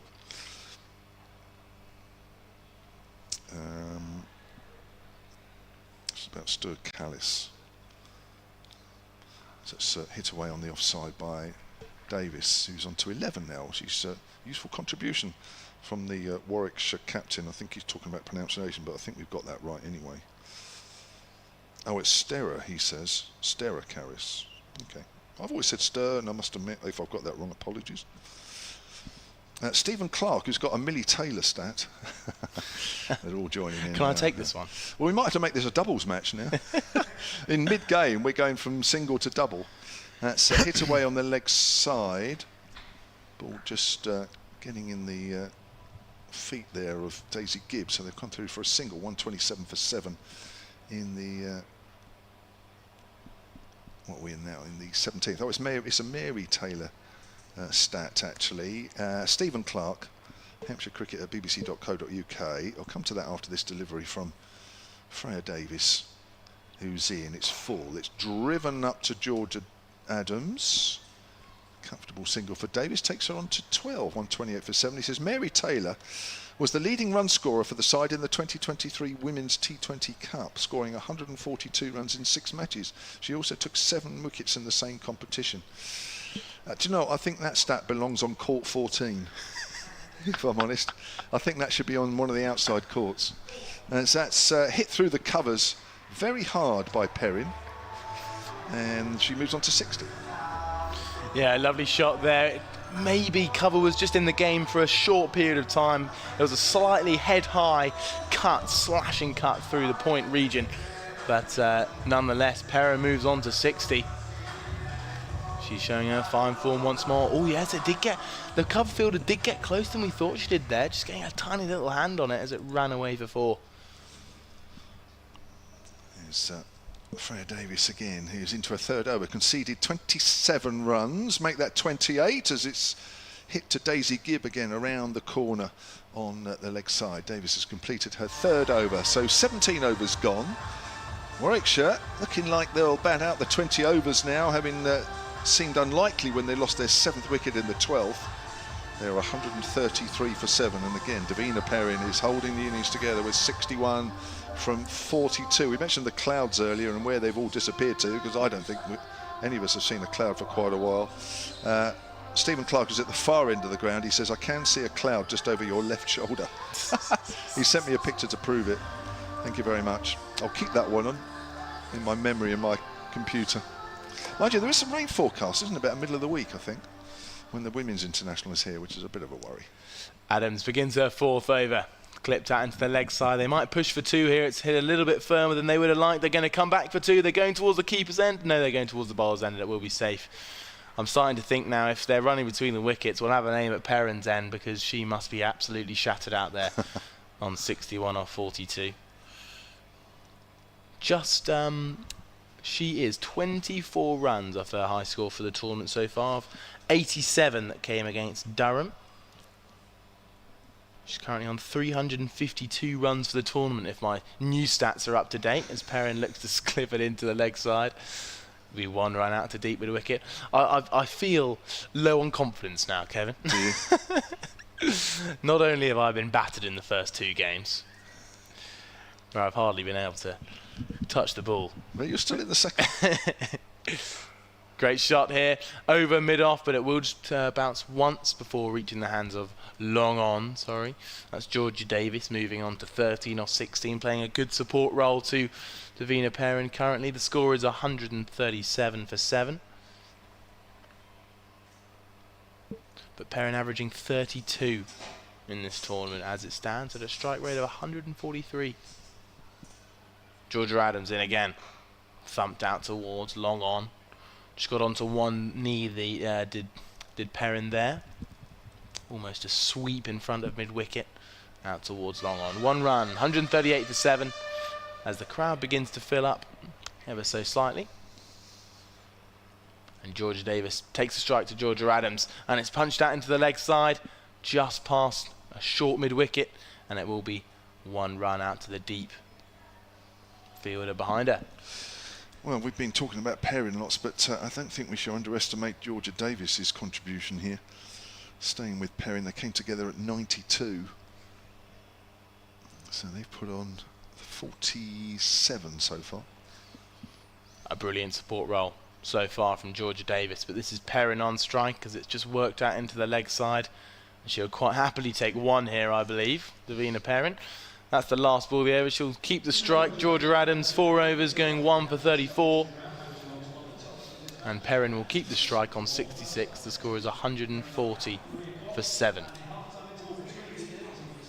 As we said, Georgia Davis has played a brilliant role here, just taking the singles, making sure that Davina Perrin is supported and stays on strike as we have 2 overs to go, 140 for 7.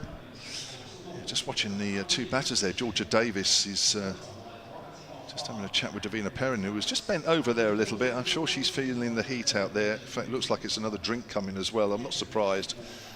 Just to repeat, when I was out there about 9:15 this morning, it was oppressive out there in the middle. And here we are, sort of 3 hours later, with the sunshine, of course, getting stronger. So I'm not surprised that Davina Perrin has taken some more fluid on board. I got an email here from Bill Lawrence. Bill, it sort of refers to perhaps this afternoon's game, so we'll address that one a little bit more when the men's game is on at 3 o'clock. Hampshire against Sussex. Hampshire, if they win that one, I think are as good as through to the quarterfinals. So stay with us for that one.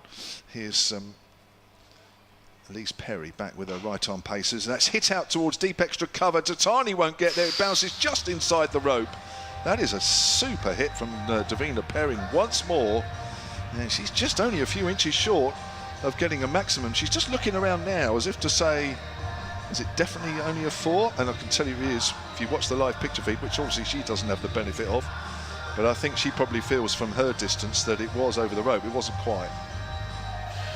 It's been a great sign of Davina Perrin's innings today. She's hit beautifully down the ground off the front foot, especially that one, and going over extra cover. Brilliant lofted drive. She's on 70 now from 47, facing Perry once more. Low full toss, hits it up in the air, should be a catch. Georgia Adams at mid-off. Simple one for her on the 25-yard circle. And Davina Perrin's wonderful innings of 70 has come to an end, with the Bears now 144 for 8. A brilliant knock by Perrin there, and what it does mean is she goes to the top of the Vitality Blast run scorers for the competition so far. A magnificent 70. Making just under half of the Bears total today, but you feel like she played more of a role than that, really holding the innings together. And a great round of applause for Perrin as she walks off the pitch. Bears are now 144 for 8 as Hannah Baker comes out to meet Georgia Davis. And Georgia Davis now has a slightly different role to what she did have. She's now the set batter, needs to score some runs in these last 10 deliveries. 144 for 8. Yeah, that was a good stat of yours. Thank you. Highest run scorer. So I think people have forgotten about our game. I get the feeling that the crowd have sort of gone off. Okay. They got bored with our match, went outside for some refreshments, some strawberries and cream, and are starting to wander back for the match after us. But thought they'd stay just to see the finale. Gonna have to do a lot of work in the break here, Kevin, I reckon. Well, I think we might end the game at the end of this innings. Okay. We'll see. Right. We'll see how we go. But don't want to overdo it, do we? I think we might. We were at juice. I might give you advantage in this second game with that one. So you're on advantage against my serve. So Elise Perry to Hannah Baker, 21-year-old leg break bowler, and she drives up to extra cover.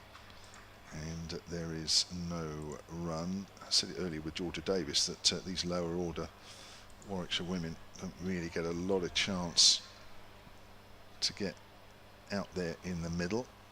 This is only her 7th innings. She has a high score of 11 actually, Hannah Baker, so that's useful runs coming late down as she does. They'd love another score of that out of her. Davis has already exceeded her total of this season, her high score. Just comes back at Baker a little bit, but she's managed to squeeze it out on the offside for a single. And Warwickshire move on to 145 for 8 with 2 balls in the 19th over left. You get the sense if they will probably get over that 150 mark. However, thanks to Perrin and Davis's work, they've really got this up to a competitive total, which after Hampshire spending 20 overs out there in the heat, you never really know what kind of effect that can have.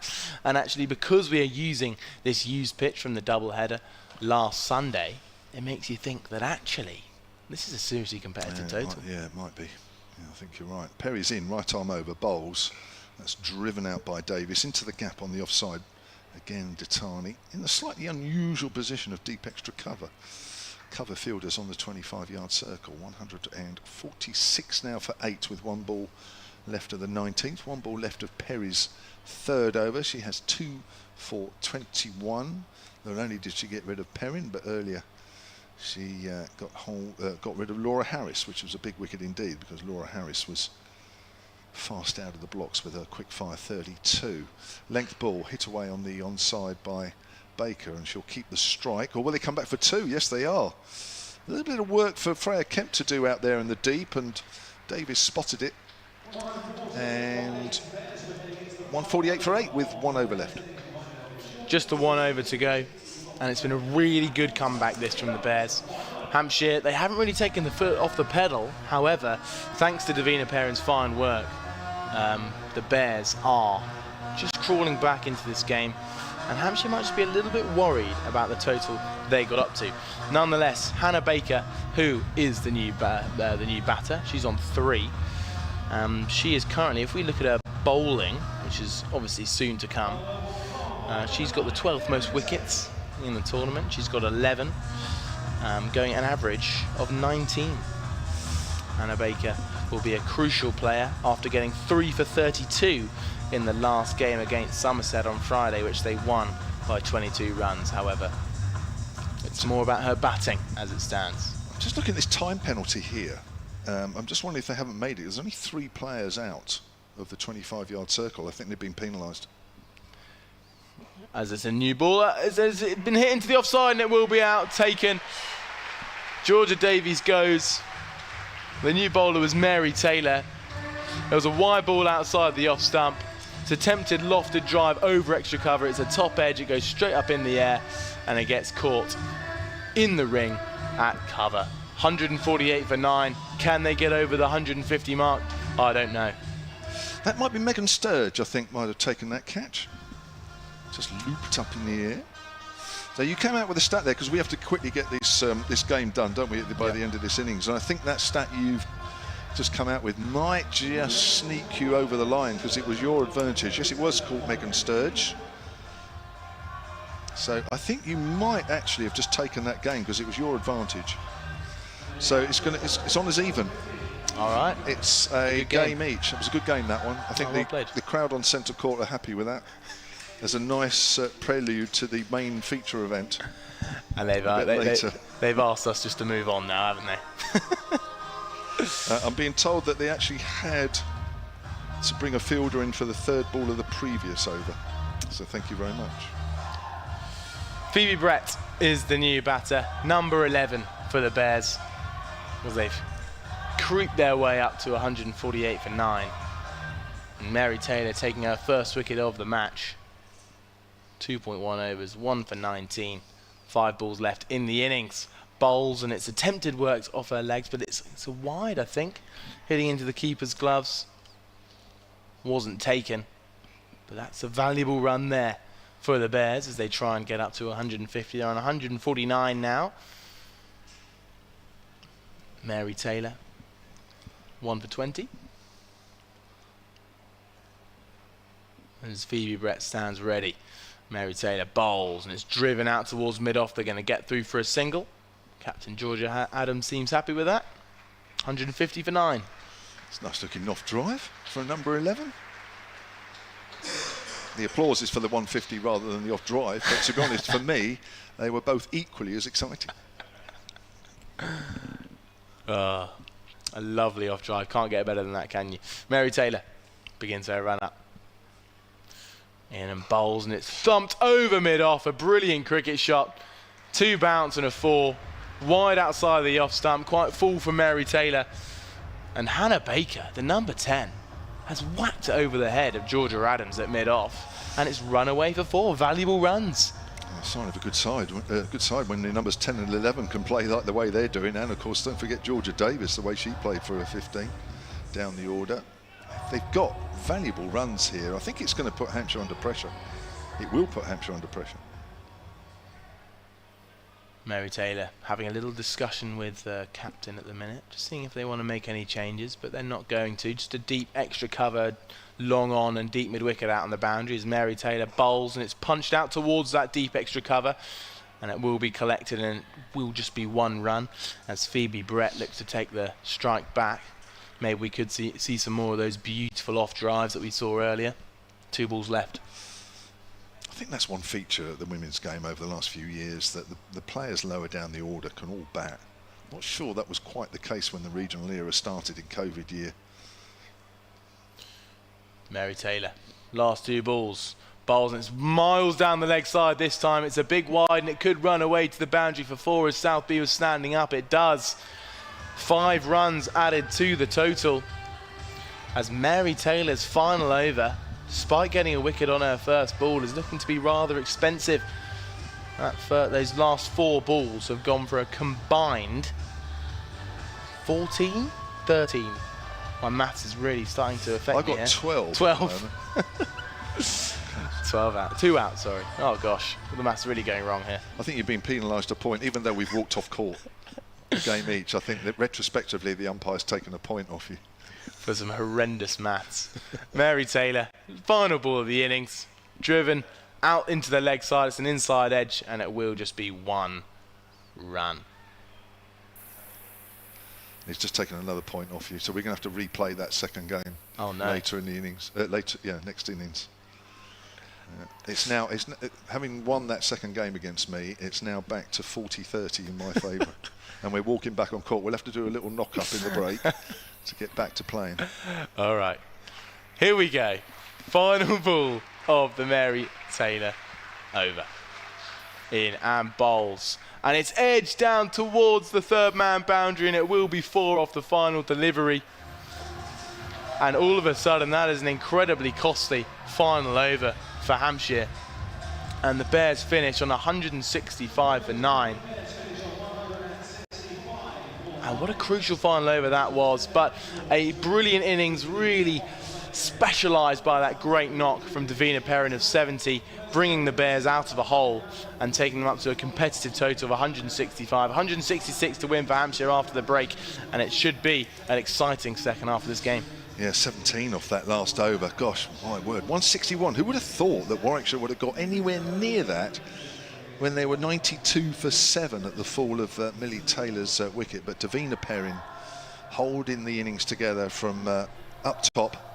Finished with 70 from 48. She was the 8th wicket to go at 144, having shared a 52-run partnership with captain Georgia Davis. The other main innings of note was Laura Harris with 32 from 15 in the middle order, but Davis down the order with 15 from 19 got Warwickshire into a decent position. Useful innings from Haruna Baker with 12 not out, and I think that 165, Charlie, and I know you agree, is for 9, is going to be a challenge for Hampshire, that is for sure. Rebecca Tyson with 3 for 27, the best figures for Hampshire. 2 for 23 from 3 from the overseas player Elise Perry, and there was a wicket for Daisy Gibb, a wicket also for Mary Taylor, and also captain Georgia Adams. We're going to take a quick break, and when we come back, 166 is the victory target for Hampshire.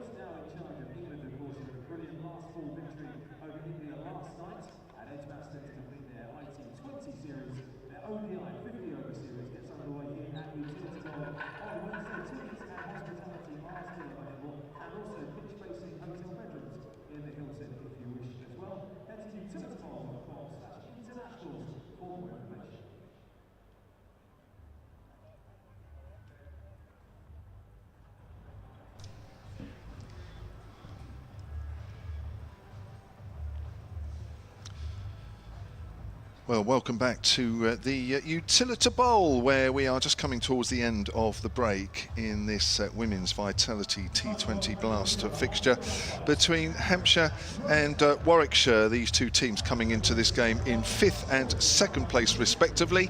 Hampshire won the toss, elected to bowl first, and Warwickshire, after being in all sorts of trouble early on, they were 22 for 3, there were 76 for 6, 92 for 7, but they did eventually get to 165 for 9, thanks chiefly to an innings of 70 from opener Davina Perrin. And that came off 48 balls with 9 fours. Laura Harris gave some impetus to the innings in the middle with 32 from just 15, and there were useful contributions down the order from captain Georgia Davis, who made 15, and Hannah Baker, who made 12 not out. 165 for 9 then. The best figures for Hampshire were Rebecca Tyson, 3 for 27, the left arm spinner. I'm Kevin James, next to me is Charlie Harden. We're on the BBC Sport website and app.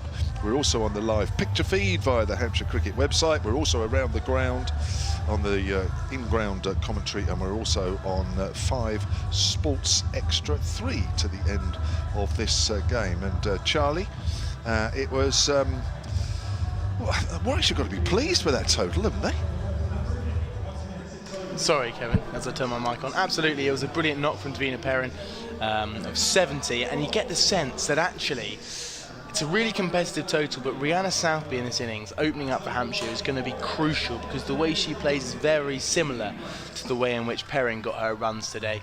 Just kind of being the risk-free, relatively slow at the start, but kicks into her innings. And if you get the sense that if Southby bats for most of this game today, it should be a win for Hampshire. But nonetheless, it was a brilliant way that the Bears got their way up to 165, and Rihanna Southby will be on strike for this first ball.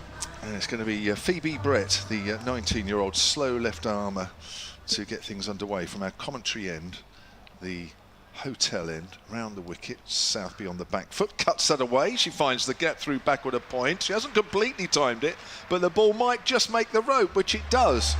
And Hampshire underway straight away with a boundary off the bat of Rihanna Southby. A brilliant start for Hampshire. Just a little bit of a drag down there from the young Phoebe Brett. A lovely cut shot just backward a point from Rihanna Southby. And as we said, she does love it through that region of third man behind point. But a great shot there. 4 for none off 0.1 balls. Phoebe Brett has been in the Warwickshire side for the last 3 games. Did play earlier in the season for Worcestershire.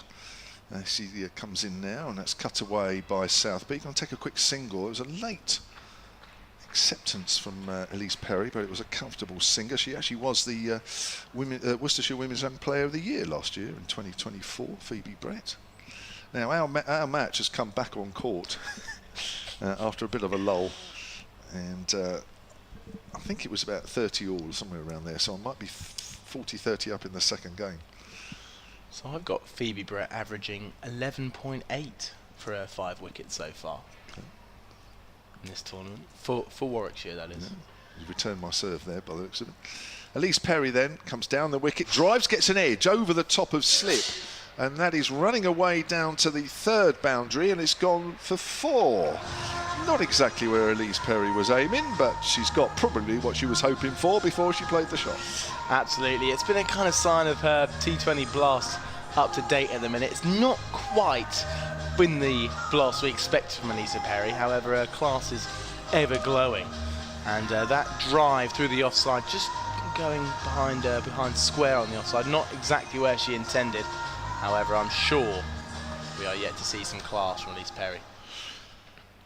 As Phoebe Brett comes in again, Perry's on the back foot, just steers that to backward of point, but can't find the gap on that occasion.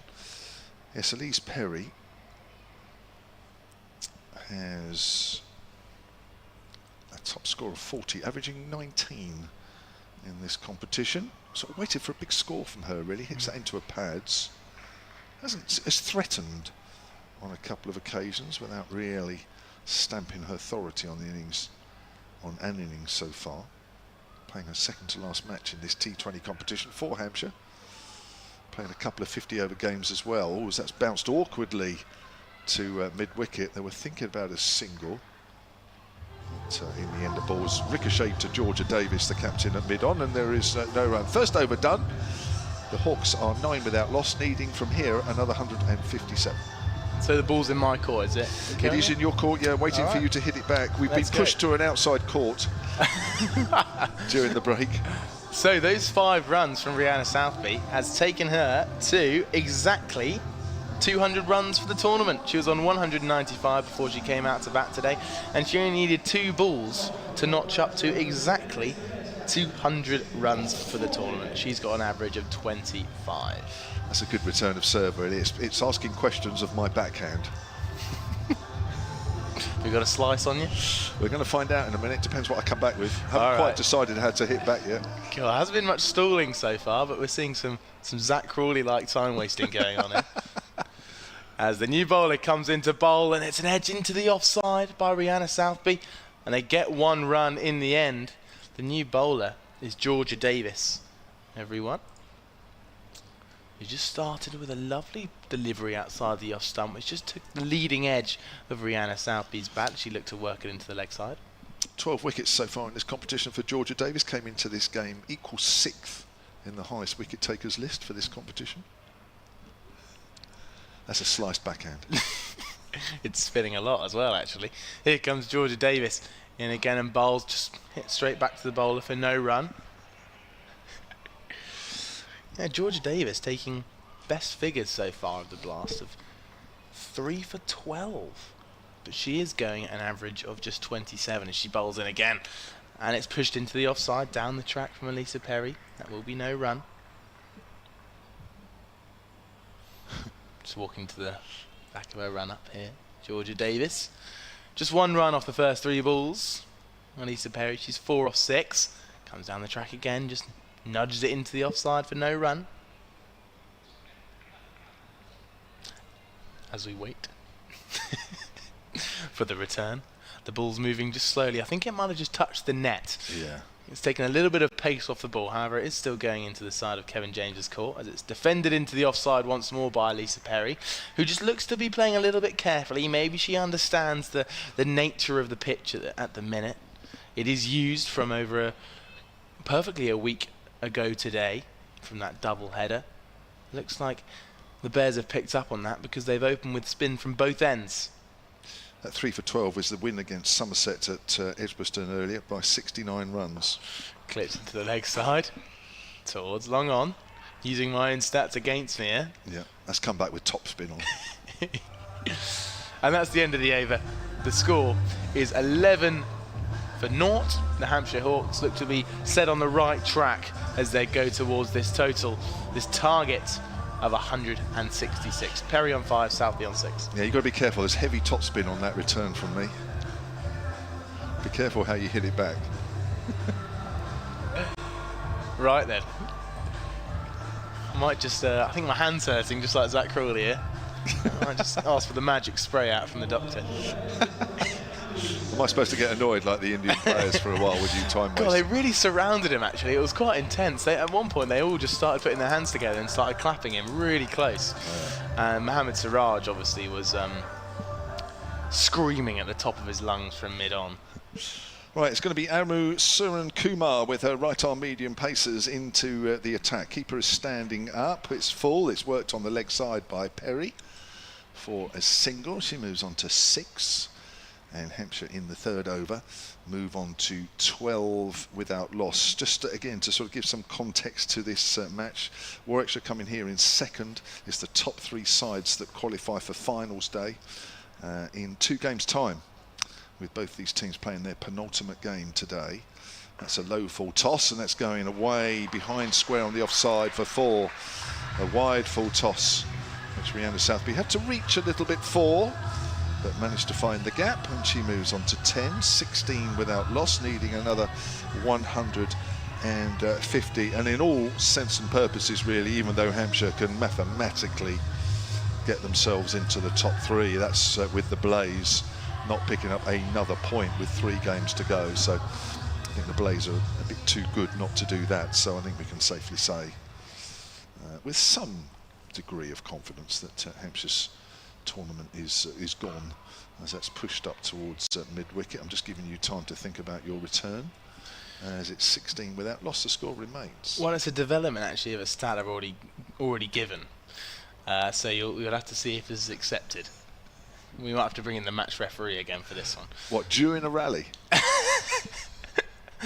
I'll give myself a little bit more time to ponder over it. Suren Kumar in the game bowls. That's a low full toss, which is driven off the bottom of Southby's bat out to extra cover. No run. So, Suren Kumar, in the match that I saw in the finals day at Lords, we're going back to this one, where she was playing in the Schools Open finals day. She got a hat-trick with the ball, but all 3 balls sent a stump out of the ground. Okay, that's cartwheeling. Hit away on the offside by Southby, moves into 11, 17 without loss. Yeah, that's an all-right return. It's not your best shot so far in the match. It's kept you in the point.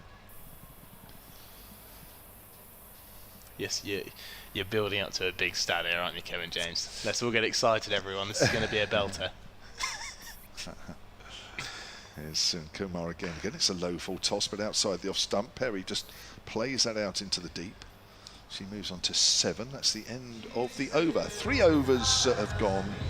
Hampshire's 18 without loss. Need another 148. Although it's still early in the game, you get the sense that the Bears would just fancy a couple of early wickets here. I think it might have been due to the fact that the Bears lost so many wickets so early on in the return innings. However, just Hampshire here at 18 for none look a little bit too comfortable at the minute here. Southby's got off to a good start. She's 11 off 7, and you switch those numbers around because Perry is 7 off 11, and she will take the strike as Georgia Davies starts her second over, her first one going for just 2 runs. And they're just shifting around the field here. The 2 deep fielders are long off and a deep mid-wicket. And there's a big gap at short fine leg.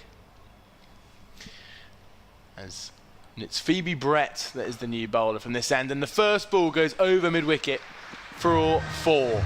A brilliant shot from Elisa Perry, who skips down the track, gets to the pitch of the ball and clips it over quite a short fielding mid-wicket and beats the deep fielder out there. The score is now 22 for none. Well, it's today the day that Elise Perry makes her mark on a Hampshire innings. That's a lovely shot, that. Maybe didn't quite get the loft on it. She got the pace on it, but it was comfortable enough. Phoebe Brett.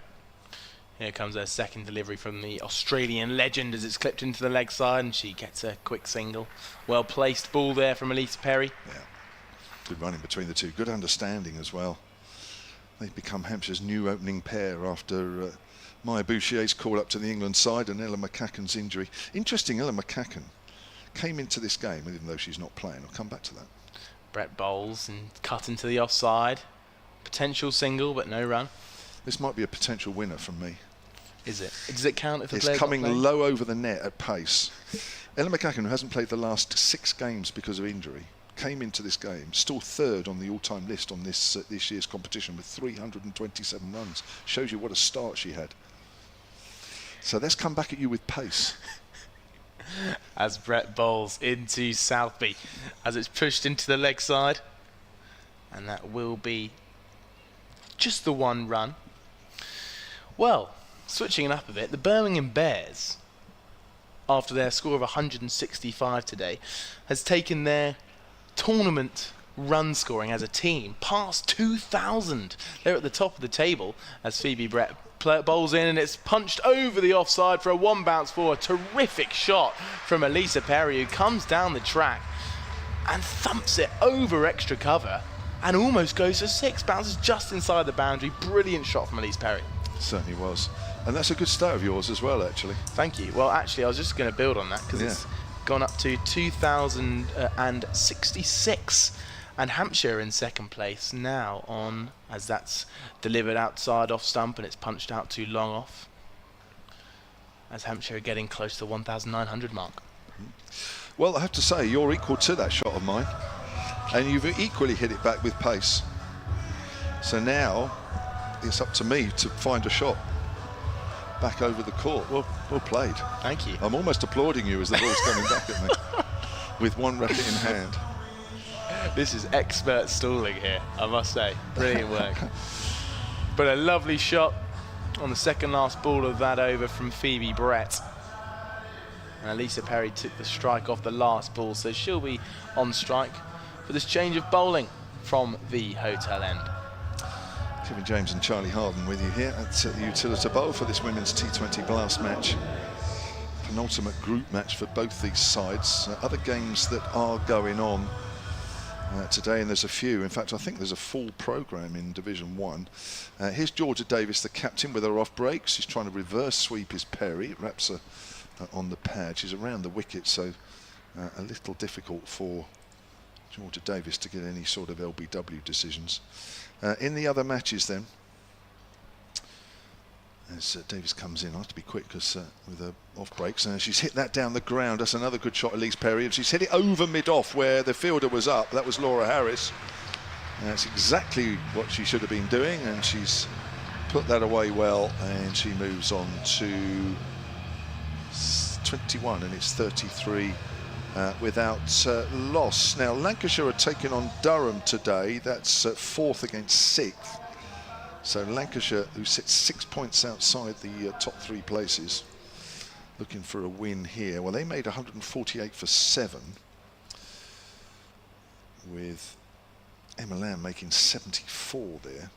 As that's hit away over square leg by Elise Perry. 4 more, takes her on to 25, and the Hawks on to 37 without loss. And in reply, Durham are 54 for 1 in the 7th. Susie Bates has already come and gone for 33. Emma Marlowe and Holly Armitage at the crease there. Surrey, the leaders, taking on Somerset, who have struggled a bit in this year's competition. Surrey made 175 for 6. Top scorer there was Alice Monaghan, the former Southern Viper, with 57 not out from 32. Hit down the ground by Perry. She's on to 26 now, 38 without loss. And in reply, Somerset are 45 for 2 after 7. And one other match this afternoon taking place in Chelmsford, Essex, against the Blades. Here's Georgia Davis. Comes in again. Always had a swipe at that. Southby hasn't missed the off stump by very much. Georgia Davis just put her hand on her head there, as if to say that that's close, and I think it was. 38 without loss, 1 ball left of the 5th. As Davis is in, round the wicket once more and bowl short, pulled away by Southby but not timed. She runs the first one quickly but should be picked up on the full, which it does. And that's 39 without loss, and Southby will keep the strike. So as we go through the 4th over there, it's now into the 5th. The score is 39 for none. We are still waiting on the return after a quick shot from me down the line of, I think it was a forehand I hit down there, just bouncing on the line. A little bit of chalk flow up on this grass surface we're playing on, as me and Kevin James fight in a stats battle on the tennis court as we watch the cricket. And from the pavilion end, Amu Surenkumar will take over the bowling. So what was happening? Was that a stat that came back to me? No. Not quite. I'm still waiting from yours. Oh, is it mine? Surenkumar. Right, okay. Surenkumar bowls.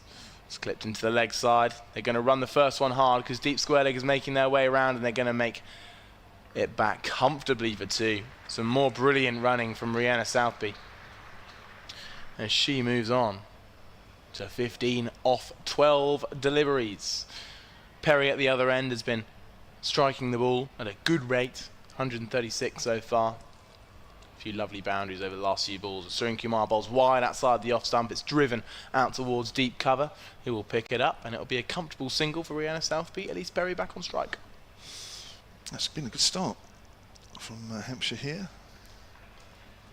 Keeping wickets intact, which is key, especially during the power play. Surenkumar, just 3 runs off her first 2 balls. This one's clipped fine. This is going to run away for 4 from Elise Perry. She knows she's going to save her legs as it crashes into the boundary rope. This one was fine down the leg side, just beats short fine leg on her left hand side. And Lisa Perry moves on to 30, striking at 150 now. playing nicely. Probably playing about as well as I think I've seen her in this year's competition. Yep, she's playing absolutely beautifully. Pick of the shot so far, a lofted extra cover drive that bounced just inside the boundary rope. A brilliant shot there off Phoebe Brett, I believe that was bowling. She's on 30 now, Elise Perry. Score is 46 for none as Suren Kumar bowls, and it's defended. Good delivery from Suren Kumar. Score is now 46 for none. Don't forget there's a double header today. Hampshire men taking on Sussex. That coming up at 3 o'clock. In all probability, a win for Hampshire will be enough to see them through to the quarterfinals of the men's T20 Blast competition. Suren Kumar in again, this time driving out to mid-off. Ball coming off really cleanly from the bat of Elise Perry today. You get the sense that she's back to her fine best and could really take it to the Bears this afternoon, as Hampshire need a further 120 to win. With 14.1 overs to go, Suren Kumar bowling full toss, punch down the ground. It's almost a catch, but it goes just over the head of mid-on and will run away for 4. Another good shot from Elisa Perry. Maybe a little bit more dangerous than she wanted it to be. Nonetheless, she moves on to 34, and it's the 50 partnership up for this opening pair. It's 50 for none, and Hampshire Hawks are getting closer to this Birmingham Bears total, and they're making it look pretty easy out there compared to the Bears top order, who fell very early on, other than a lovely 70 from Davina Perrin. It is hot work out there. 50 for none off 6 overs. Yeah, and well ahead as well at this stage. The power play for Birmingham Bears, or Warwickshire, whichever you want to call them. 41 for 4 they were at the end of the 6th. So good start here to Hampshire. It will, well, it's a bit early to say that Hampshire are going to win this game, but it'll be a little bit of a dent to Warwickshire's hopes of making the last 3. We'll keep you up to date on that one at the end, but we'll worry about the result and where the teams are a little closer, because there's still a lot to do, because Hampshire still need 116. Here's Millie Taylor into the attack, formerly of the Southern Vipers Academy, with her left arm leg breaks cut away out onto the offside. I know you're getting ready for another shot here. It's my turn though, isn't it? I need to hit your ball back into court as Southby moves on to 17. Millie Taylor coming into this game with 17 wickets, equal second in the competition. So it's come back. It's a little bit of a slice, as that's cut away by Perry for a single. 52 without loss. Elise Perry moves on to 35 now. She started the day on 76 runs for the tournament, so that takes her past 100 runs for the tournament, which means she is now on, I believe, 111 for the tournament. Okay, it's come back. It's come back to me. It's a little bit short, as she's trying to cut that and plays and misses, does Rihanna Southby. It's come back over the net, but it's a little short. It's in the... you needed a bit more depth on that one. A chance. I've got a chance for a winner here. A chance to smash it. It needs home. to be a big one. As Southby pulls that away, but finds mid-wicket. They're running anyway. The throw comes in, and if she had hit, that would have been the end of Southby. I think that was Suren Kumar with the throw at mid-wicket, and Southby looked as though she was at least a yard, maybe even a yard and a half short, had that hit the stumps, but I don't think she had too much to aim at. Suren Kumar, probably only a stump at best. 53 without loss brings Perry back on strike. Millie Taylor over the wicket, bowls, low full toss. She's tried to reverse sweep that and misses. Bounces off the keeper, Nat Wraith. So I'm still looking for that winner here.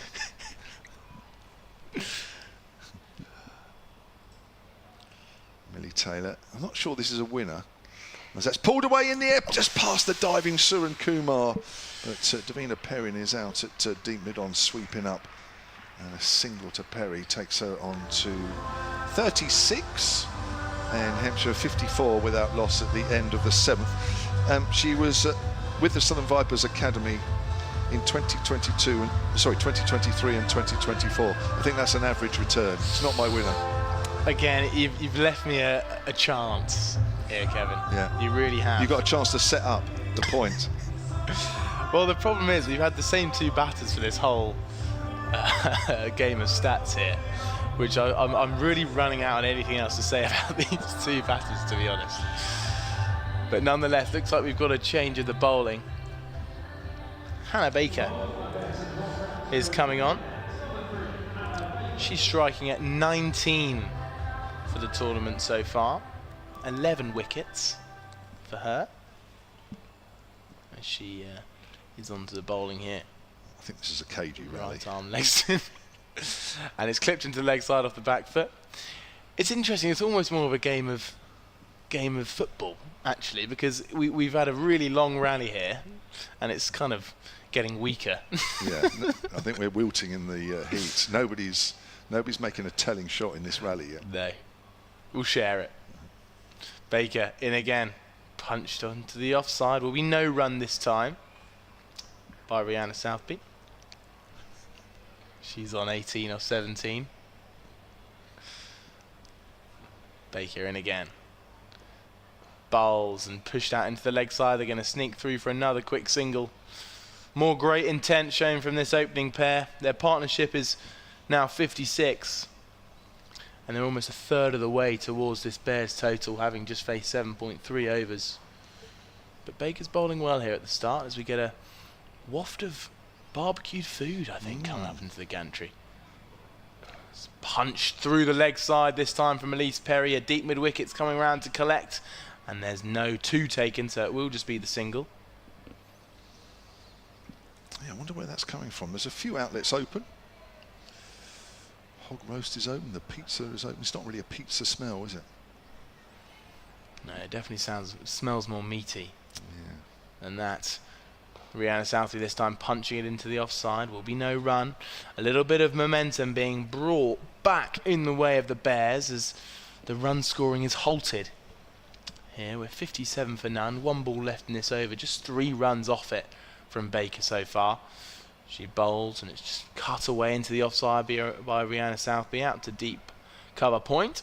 And will be 1 run. 4 runs off it. A brilliant start to Hannah Baker's spell. 58 for none. 8 overs gone. So, one of the better opening partnerships between these two when they've been together. As I say, they've sort of taken over from the Bouchier-McCacken opening partnership that there was at the start of this tournament. Elise Perry's playing her 5th match. Actually, and Southby got promoted up the order as well at the same time. Started against the Blaze at Chesterfield. 5th time they've opened up together. Here's Millie Taylor with her left arm leg breaks, floated, driven down to mid-on by Southby. She moves on to 21. Now that's a bit of a stat, that one, so I think I'm keeping myself in the rally. Nobody's hitting the telling shot as yet. We're feeling each other out in this rally. It's just underarms really, this one. It's a little bit, isn't it, really? That's short. Pulled away in the air, but safe through square leg. 1 bounce for 4. And Elise Perry moves on to 42, her top scorer in this year's competition. Yeah, brilliant shot there from Elise Perry. She's showing her fine class.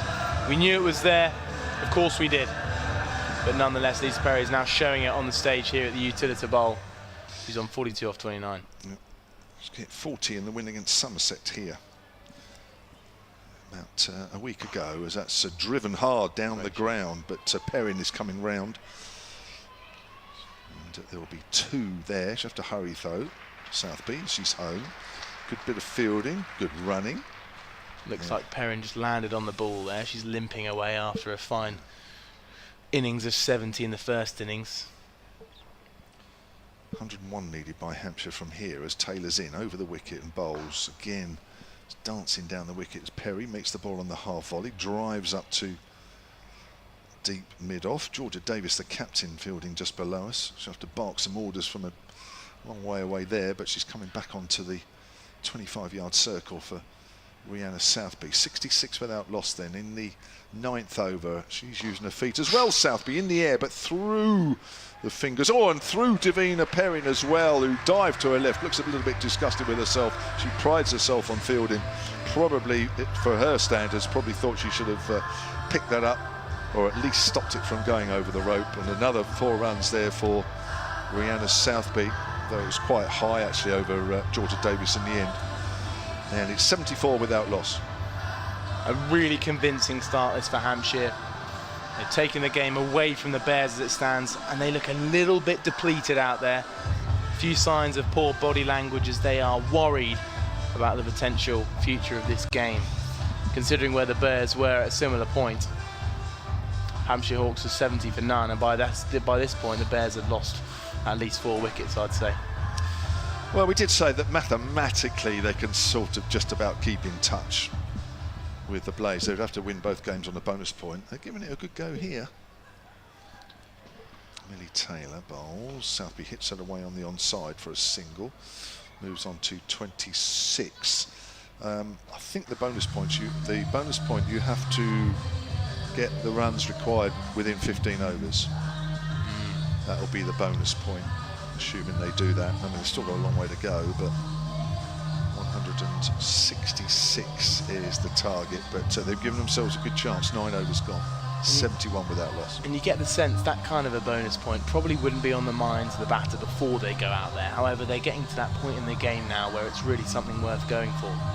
71 for none with just 6 overs until that 15 over mark. We're at over 9 as we stand.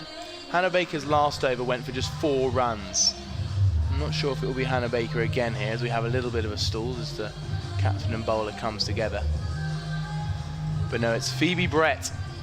And Phoebe Brett, as it stands, everyone, has got the 3rd best economy in the tournament. And despite going at 10 runs per over today, her previous 3 matches, she's been going at 5.6 runs per over. Okay. She's been bowling very well, it's Phoebe Brett. As she bowls here to Rihanna Southby. Again, punching it out to that short cover. That'll be no run. It's a good stat, but it's not a winner. All right. She was also part of the England Under-19 World Cup squad during the winter, which also featured Davina Perrin. As she bowls again, this time again, no run. A little bit of a misfield, but it will be no run as we go back to Kevin James. Amu Suran Kumar and also Abby Norgrove, and they reached the semi-final in that competition. Potential winner. Phoebe Brett bowling, clipped into the leg side by Rihanna Southby. They go through quickly for 1. No sign of a 2 just yet. I think that's a good lob on my part, but you're scrambling back with a good chance of reaching it. I'm currently making my way across the court to reach your return there, Kevin. As stats on England Under-19 women's are a little bit harder to come by. There's a discussion here between the captain Georgia Davis and Hannah Baker. No, sorry, Phoebe Brett, who's on the bowling currently. 2.3 overs, 0 for 21 as it stands. They're just discussing whether to put back a long on for Elisa Perry. Yeah, they're going to do that now. They think that Elisa Perry's probably more likely to push it over mid-on. And what they've done here is they've brought up Suran Kumar from deep square leg, who's now in the ring. We've got a long on and a long off, as this time Perry punching it out towards that long on fielder who's back down on the boundary now. You get the sense that would have beaten mid-on. She'd stayed where she was. As we go back to the original field for Rihanna Southby, who looks to be a player that relishes playing a lot more square of the wicket, whereas Elise Perry has been very strong down the ground today. As Rihanna Southby hits it over the mid-on, who's just been brought up, but long off gets around with a fine piece of fielding, and they get back for 2 as Elise Perry runs to the danger end. And that takes the score with 1 ball left in this over. Up to 75 for none. Phoebe Brett, 1 ball left in the over. 4 runs from it, sorry. Almost lost a point there. You were looking for stats on that Under-19 World Cup? Okay, here we go. Davina Perrin, 176 at 35 apiece, was the 3rd highest run scorer in the tournament. That is a potential winner, sorry. I'm looking as though I'm winning it. Phoebe Brett bowls it straight up in the air from Rihanna Southby, and it's caught by long off, who's diving in. A brilliant catch out there from the fielder at long off. Rihanna Southby was trying to work it over long on, but it was a slightly leading edge. It went straight up in the air, but long off had a lot of work to do, who came sprinting in, and it was a smart catch, which ended up being a little bit of a diving catch, actually, as she made her way back into the ring. But Rihanna Southby makes a fine 29 off 28. Just the kind of innings Hampshire were looking for. And out comes Freya Kemp.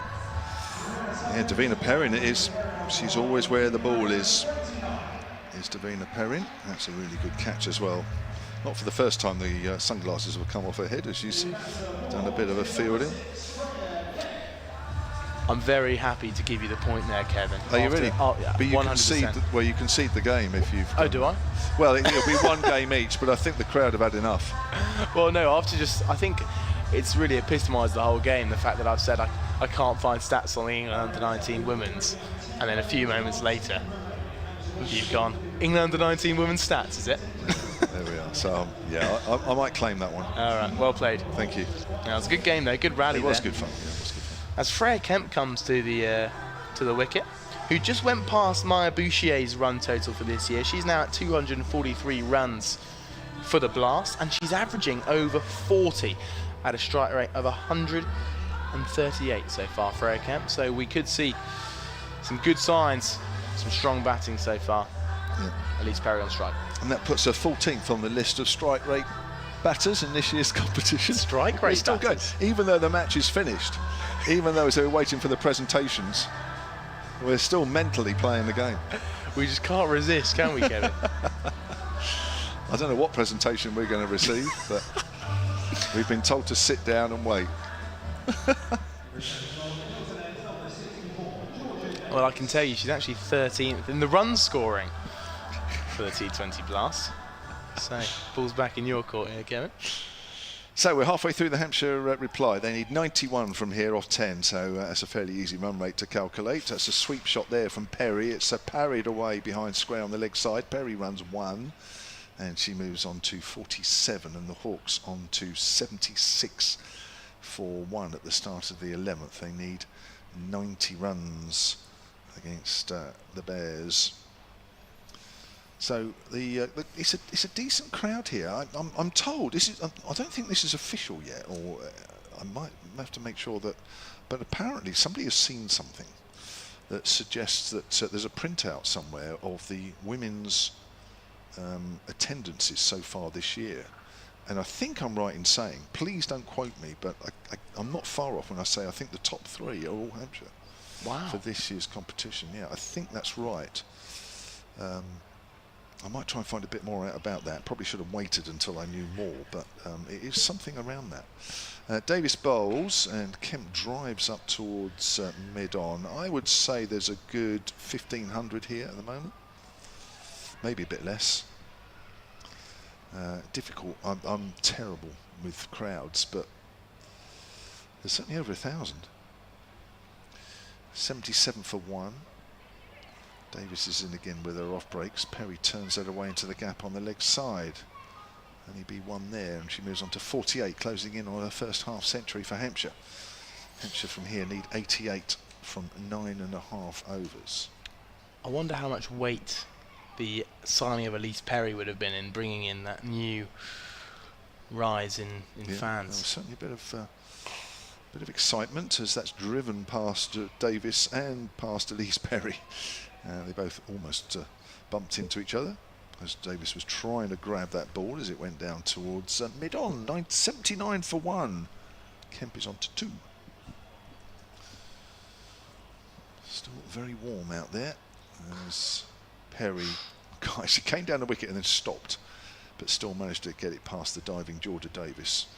And that is 80 for 1. Hampshire look comfortable with the pace they're going at the chase. Whether it's a chase that they think they'll get in 15 overs and give themselves still an outsider, and it's very, very outside chance of making the top 3 is a different matter, but maybe at the moment it's all about winning the game.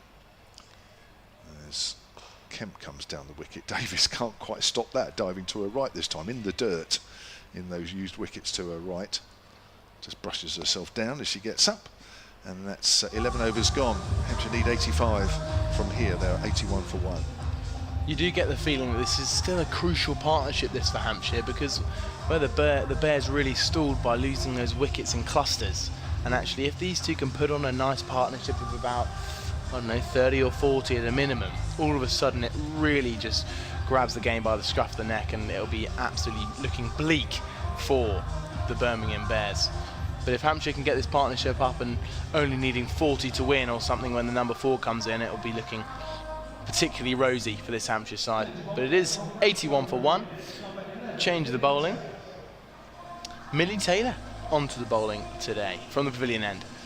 On strike will be Freya Kemp.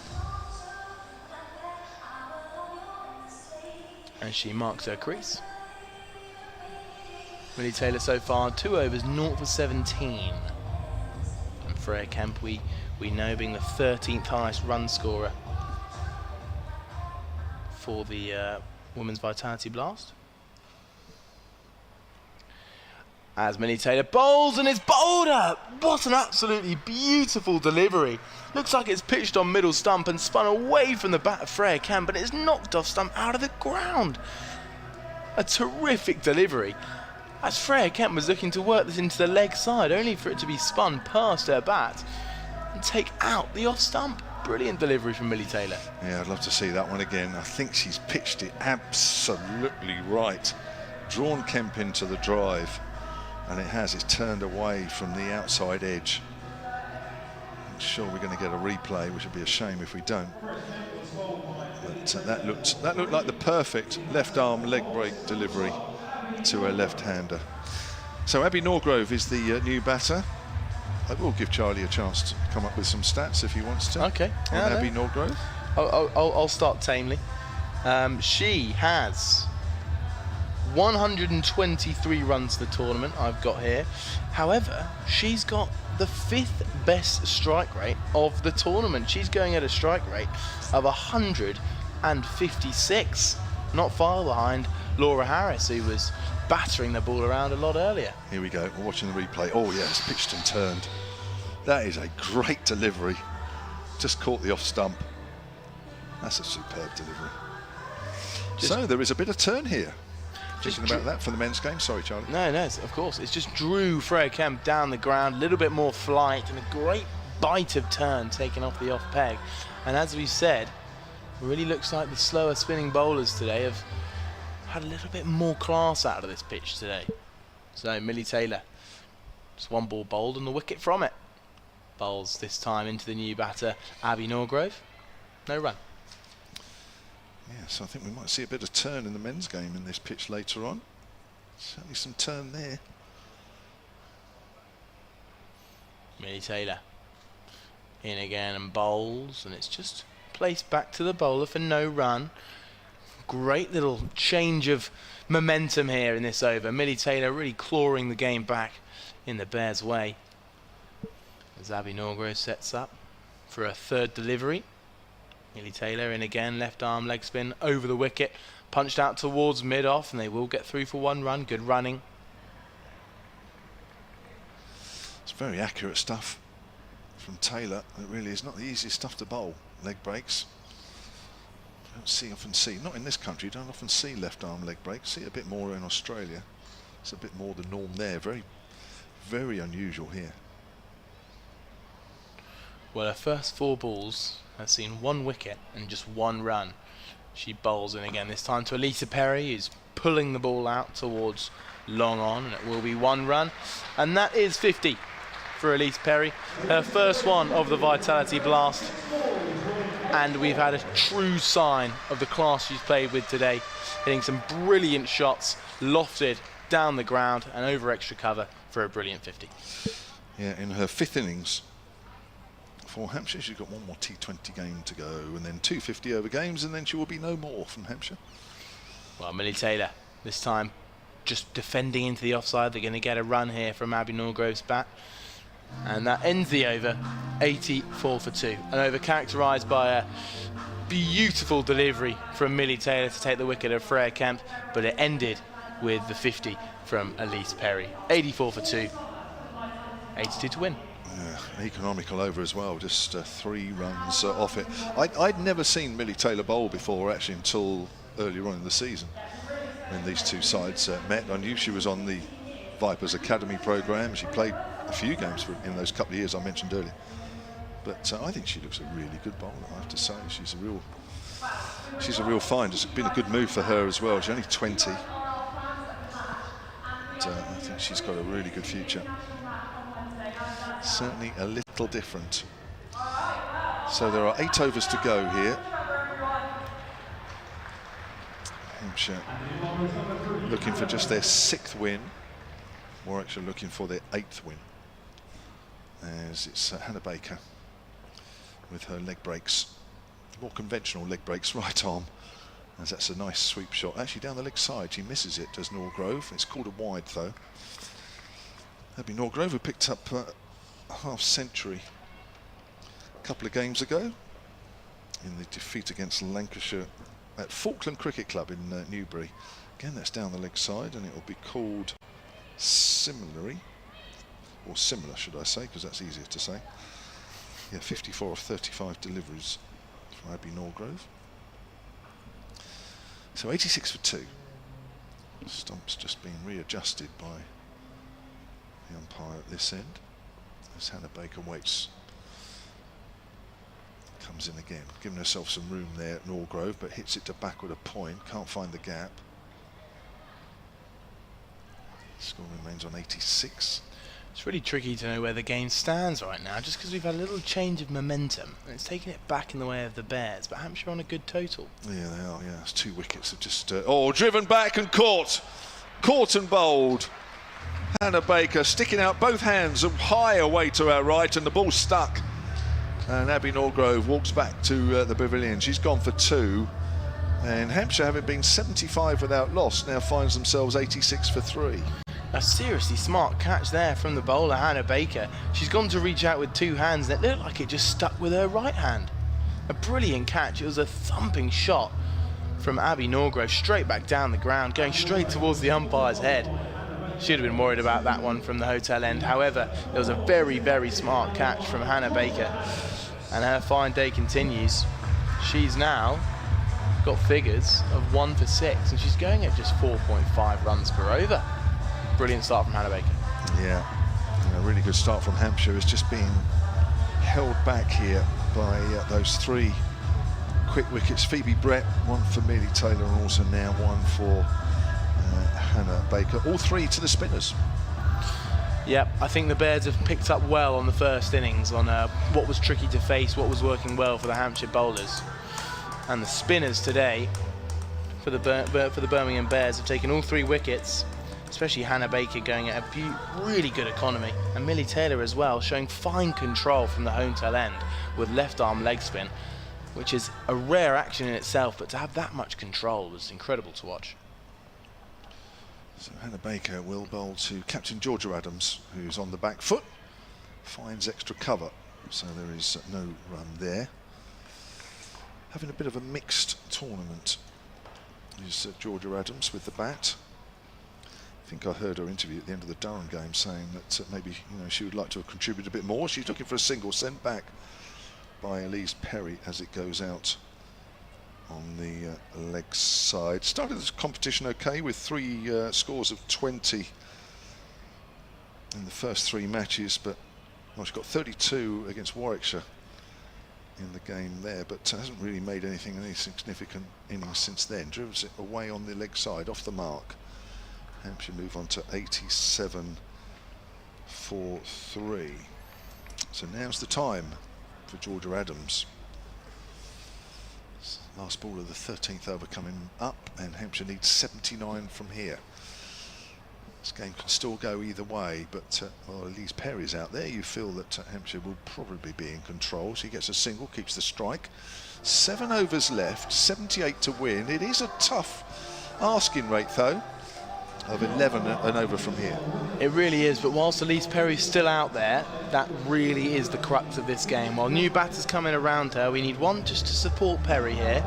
However, as long as Perry is in and playing well, Hampshire are probably looking like the favourites still. It is a tough asking rate, 78 off 42 balls, but Perry being out there is the difference maker for me. Let's hope so. Looks like Saren Kumar's going to come on from the pavilion end. We talked about Georgia Adams not quite having the blast she'd have wanted. 140 runs in the tournament so far, at an average of just 17.5 runs per innings. Tell you what, even a 20-plus score today in support of Elise Perry should be enough to take Hampshire to victory. But now the young Surin Kumar on to bowl to the Australian legend in Elise Perry. Keeper stood up to the stumps. We've got a deep cover, a long on, a deep mid-wicket and a deep square leg. And a ring field from deep cover to short fine leg. As this one's down the leg side and will be wide. Perry tried to get a little bit of bat on it, but it's well stopped by the keeper.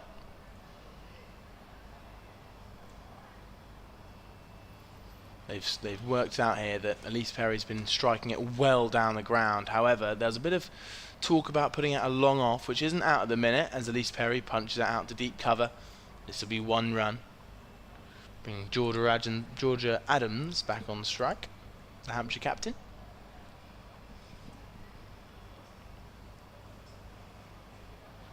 Surin Kumar, after getting just a 2-ball duck in the first innings, taking on Georgia Adams and her throwing arm in vain, as it was a brilliant direct hit from Georgia Adams and a risky single ended Surin Kumar's innings after just 2 balls. So maybe she'll be looking to put a little bit of pressure back on Georgia Adams, the captain, as we have a fielding change. Short third man comes out into mid-wicket, stopping the single.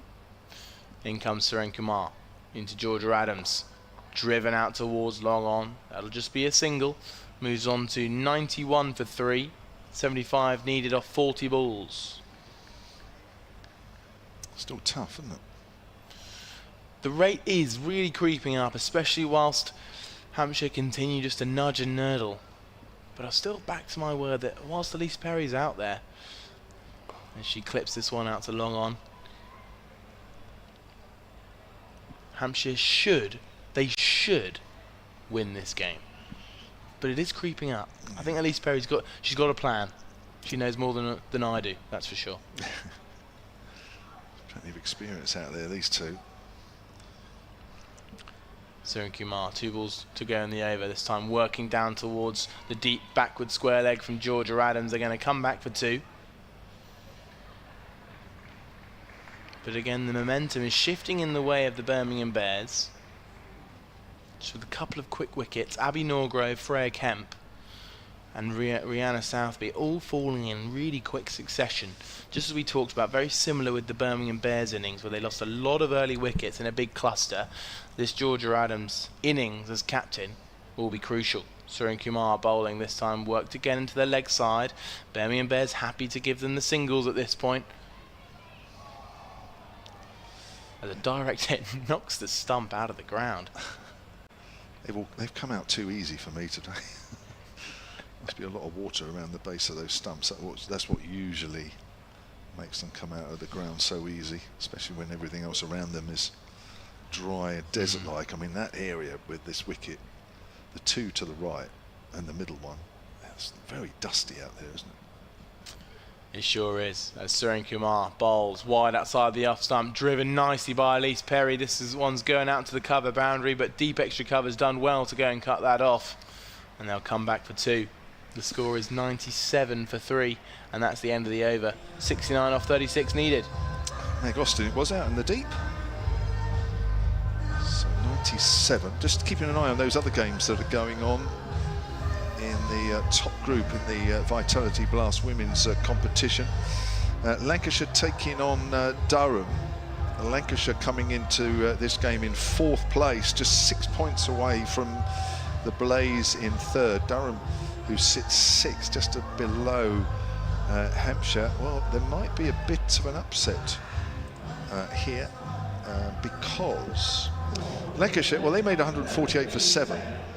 Durham are 138 for 5, needing 11 runs from the last 4 overs, and Bess Heath is steering them almost to victory with 43 not out there. Start of a new over from Millie Taylor, tucked away on the leg side by Georgia Adams, who moves on to 698 for 3. I can't see Emily Windsor in the Durham side there, who hit the winning runs against her old team Hampshire on Friday, and she's only just coming back from injury, so I'm just wondering if maybe playing again is a little too soon for her. I don't quite know, but I don't know the reason, but it doesn't look like she's in the Durham lineup there. Leader Surrey As down the wicket comes Perry, drives down the ground to Perrin. Perry moves on to 56. Surrey made 175 for 6. Somerset at 97 for 8 need another 79 from just over 4 overs. So yet again, Somerset's batting is letting them down. It's been a feature of their competition. It's turned away by Adams on the leg side. That's the 100 up for Hampshire in the 15th over, and later on, in fact, in just under half an hour's time, Essex are taking on the Blaze. The Blaze have won the toss there, and they will bat first. So halfway through the 15th, the Hampshire 100 is up. They need, as Perry works that away on the onside, another 65 with that single. And Perry moves on to 57. Not blazing it around here, Elise Perry, happy to keep the scoreboard ticking along. She has hit 8 fours though. Yeah, you really do get the sense there's more of those to come though. Yeah, Taylor bowls. She half stops the drive, but Adams will still complete the one, and it's 102 for 3. Plenty of this crowd basking in the sun. There's a few umbrellas up. Not because there's any imminent threat of rain, but because literally it is hot. I could see 3 or 4 umbrellas without even trying to look around the ground, as that's hit up towards mid-on by Perry. She moves on to 58. All singles off that over. 15 gone, 5 to do. And at 103 for 3, Hampshire need 63 off 30 balls. A lot of spin bowling today from the Birmingham Bears. 4 out of the 5 bowlers bowling spin. Pick of the bowlers for me so far. It's Hannah Baker, 2 overs, 1 for 8, and I wouldn't be surprised if she gets brought back onto the bowling very soon, just to take maybe a couple more quick wickets, or even just to build up more pressure. You know, going at an economy of 4 runs per over for her 2 overs really is going to just build up that pressure even more. Currently needing 63 off the last 5 overs. That is a run rate of 12.6 with 5 overs to go. Hannah Baker it is, coming back onto the bowling. Elise Perry needs to start making some moves. She's 58 off 43. The score's 103 for 3. Elisa Perry this time, and she's hit it straight to mid-off, and it is caught.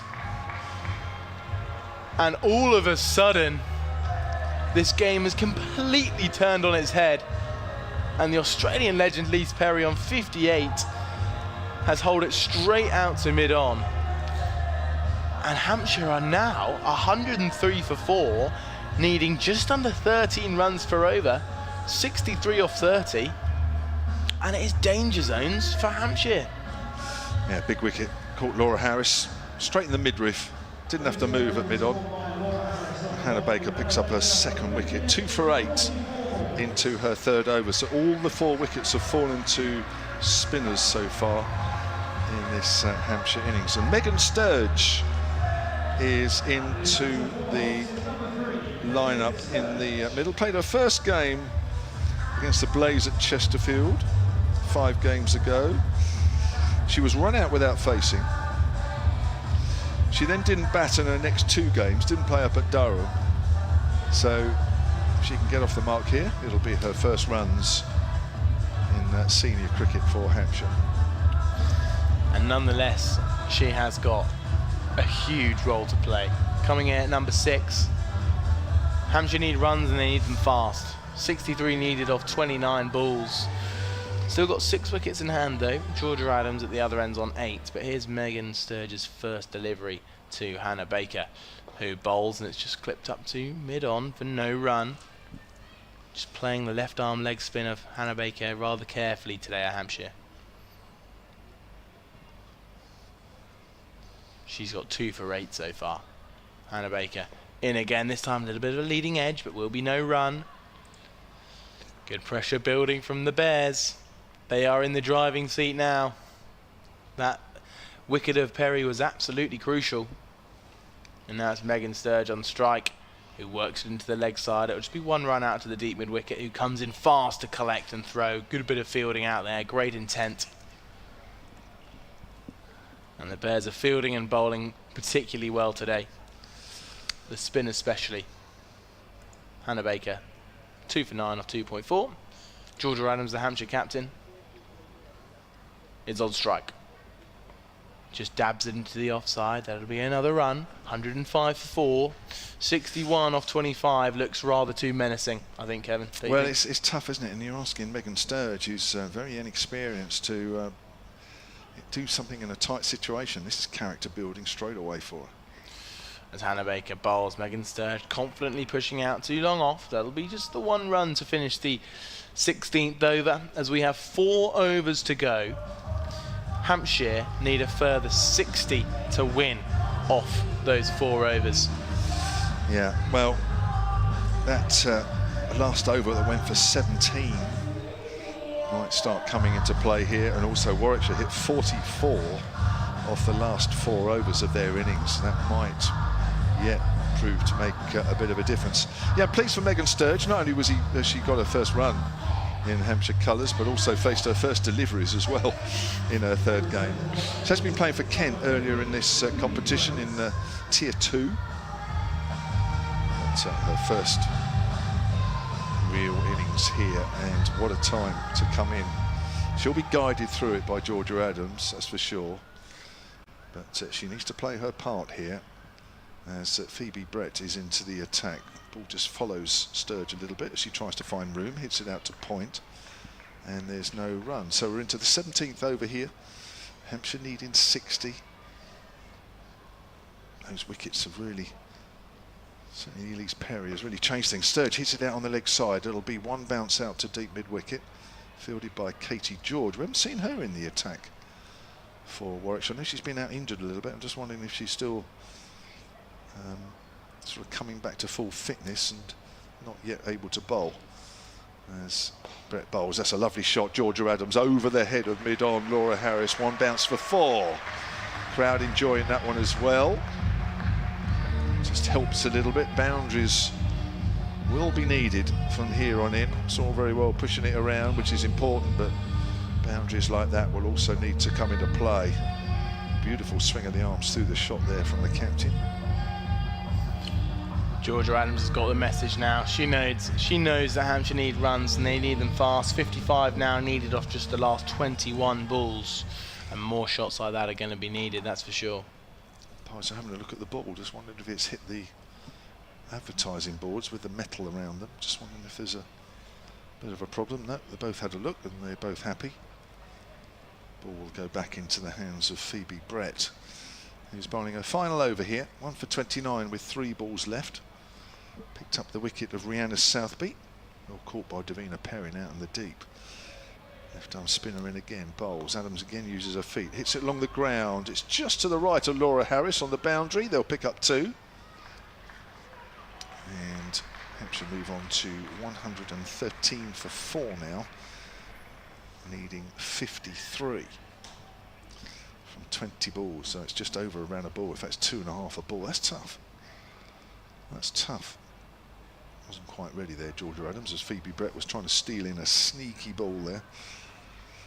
7 runs off the over, and with nearly 16 required, that'll give you an idea about how tough things are from now on. And oh, she's found the boundary. Little short there from Phoebe Brett. She just sunk to her knees there, realised it. Adams gave herself some room, found the gap. Beautiful shot. That was a brilliant shot from Georgia Adams, picking up all the length really early, going deep back into her crease and then just slapping it straight through that gap at about extra cover off the back foot.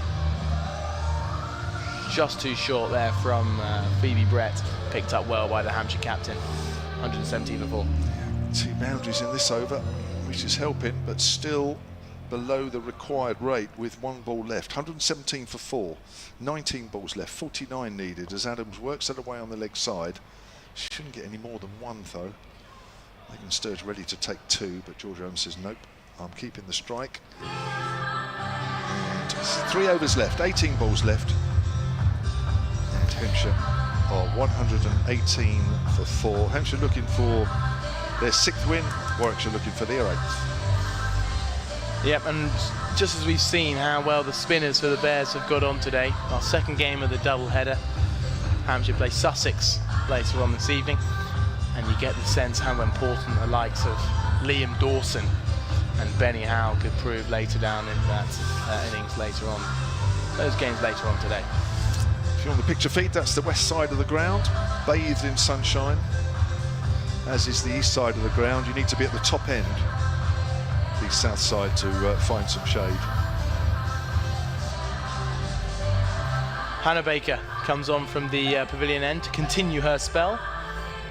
3 overs for her, 2 for 11, 3.87 runs per over. She's been magnificent from that end today as she bowls for the Hampshire captain, and it's a wide first up. That helps Hampshire out a little bit. She's on 20 not out off 14 balls, Georgia Adams. Hampshire now need 48 off 18. You get the sense this has to be a big over. Baker in again, another wide down the leg side. Georgia Adams just watching that go by. And the Baker's just saying to the umpire, yes, but she's walking inside the ball. Still down the leg side. Could take out the leg stump in a minute. Georgia Adams keeps doing this, but 120 for 4 as the captain for the Bears, Georgia Davis, has a little chat with the bowler Hannah Baker, but she seems happy with the field. We've got a ring on the offside other than a long off, and then 3 deep fielders on the leg side. This time it's pulled out towards deep mid wicket. Will just be 1 run. Megan Sturge looked keen for a second, but Georgia Adams happy to take 1. Still tough as it's 17 balls, 45 needed. Here comes Hannah Baker, pulled out into the leg side, it's high, straight towards deep mid-wicket, and caught comfortably. Megan Sturge falls for 3. Despite not having a brilliant start to her Vitality Blast, she ends with just 3 today. Georgia Adams left alone here on 21 as the score is now 121 for 5. And someone needs to support Georgia Adams if Hampshire are going to have any chance in taking a shock win, because they need 45 off the last 17 deliveries to stand a chance. Here comes Mary Taylor. Her twin sister Millie Taylor's bowling well so far today. Some brilliant left arm leg spin.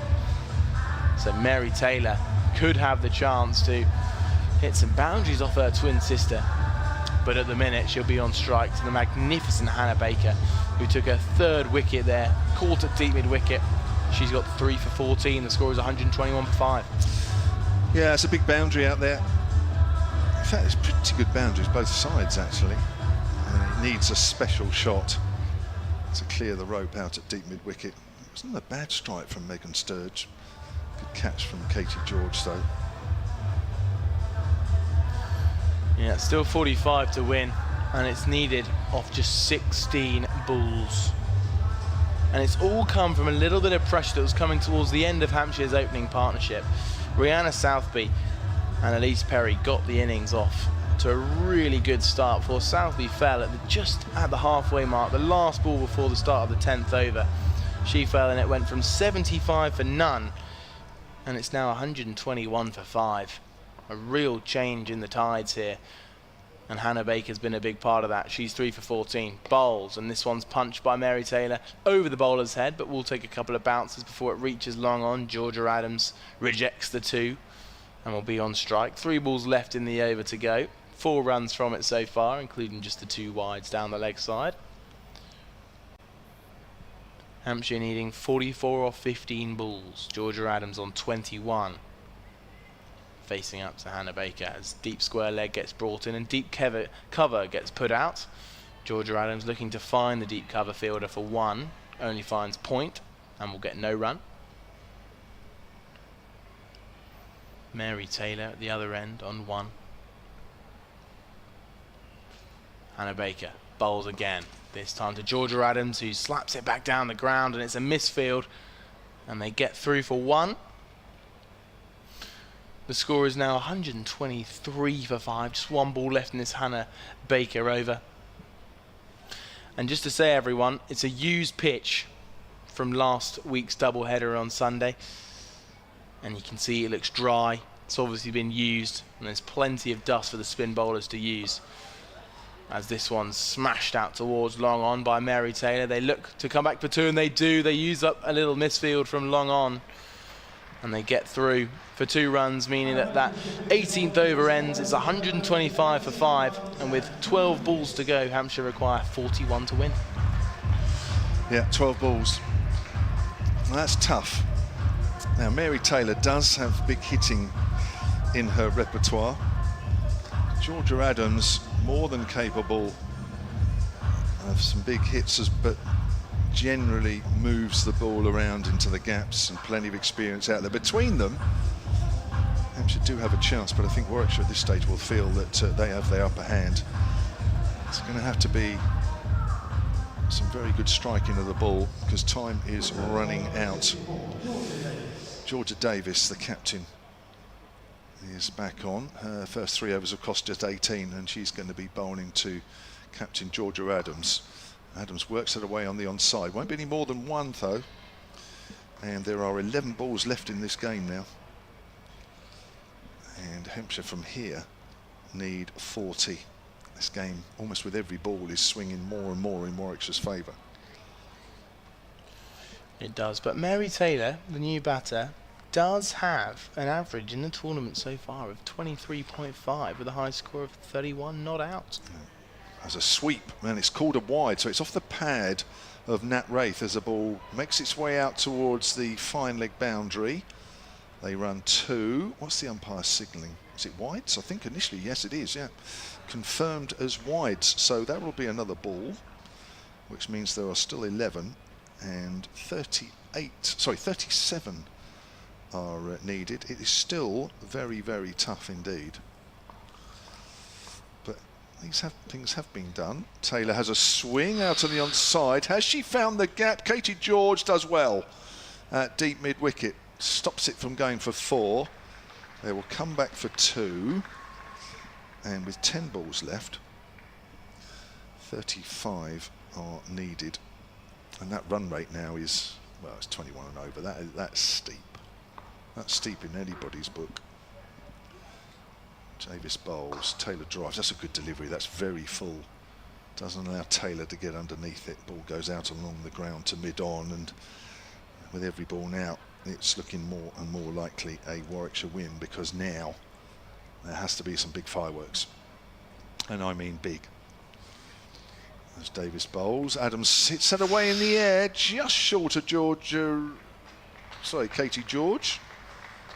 Again, fields well on that deep mid-wicket boundary, and that's only a single, and this game is slipping away from Hampshire now.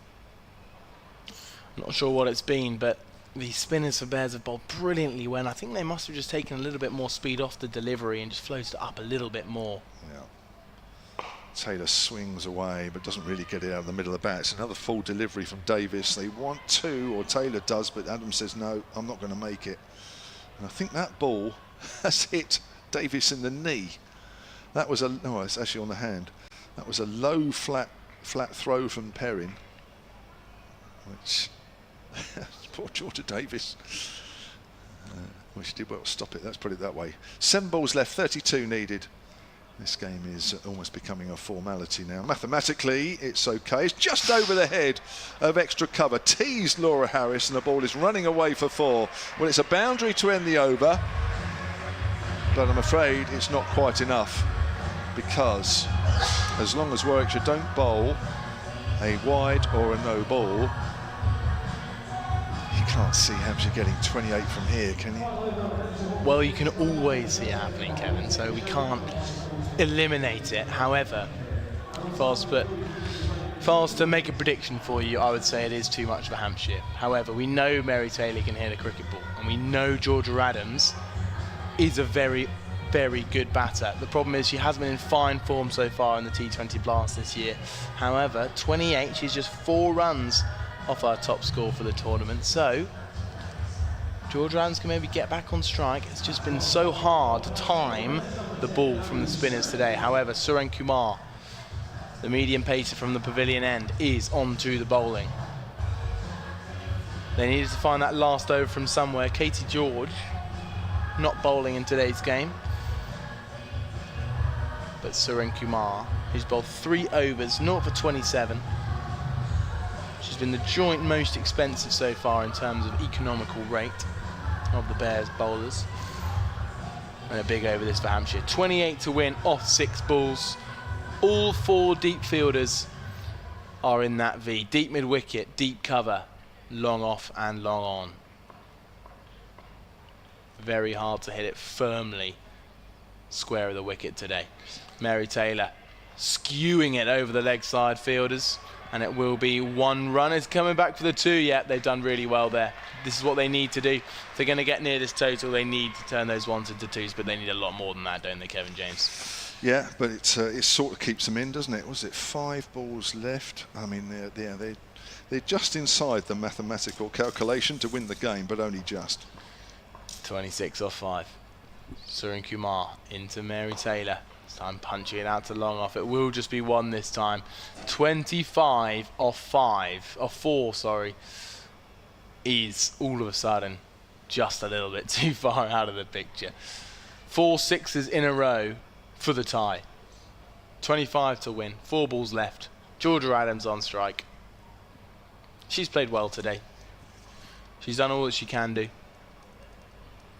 But unfortunately the Bears have bowled just well enough, especially the spinners of Hannah Baker, as that's a dead ball. Surin Kumar pulls out of the run-up. I think Georgia Adams isn't happy with something behind the bowler's arm, despite needing more than 6 runner balls. She just wants to be ready when the bowler's running in, rightfully so.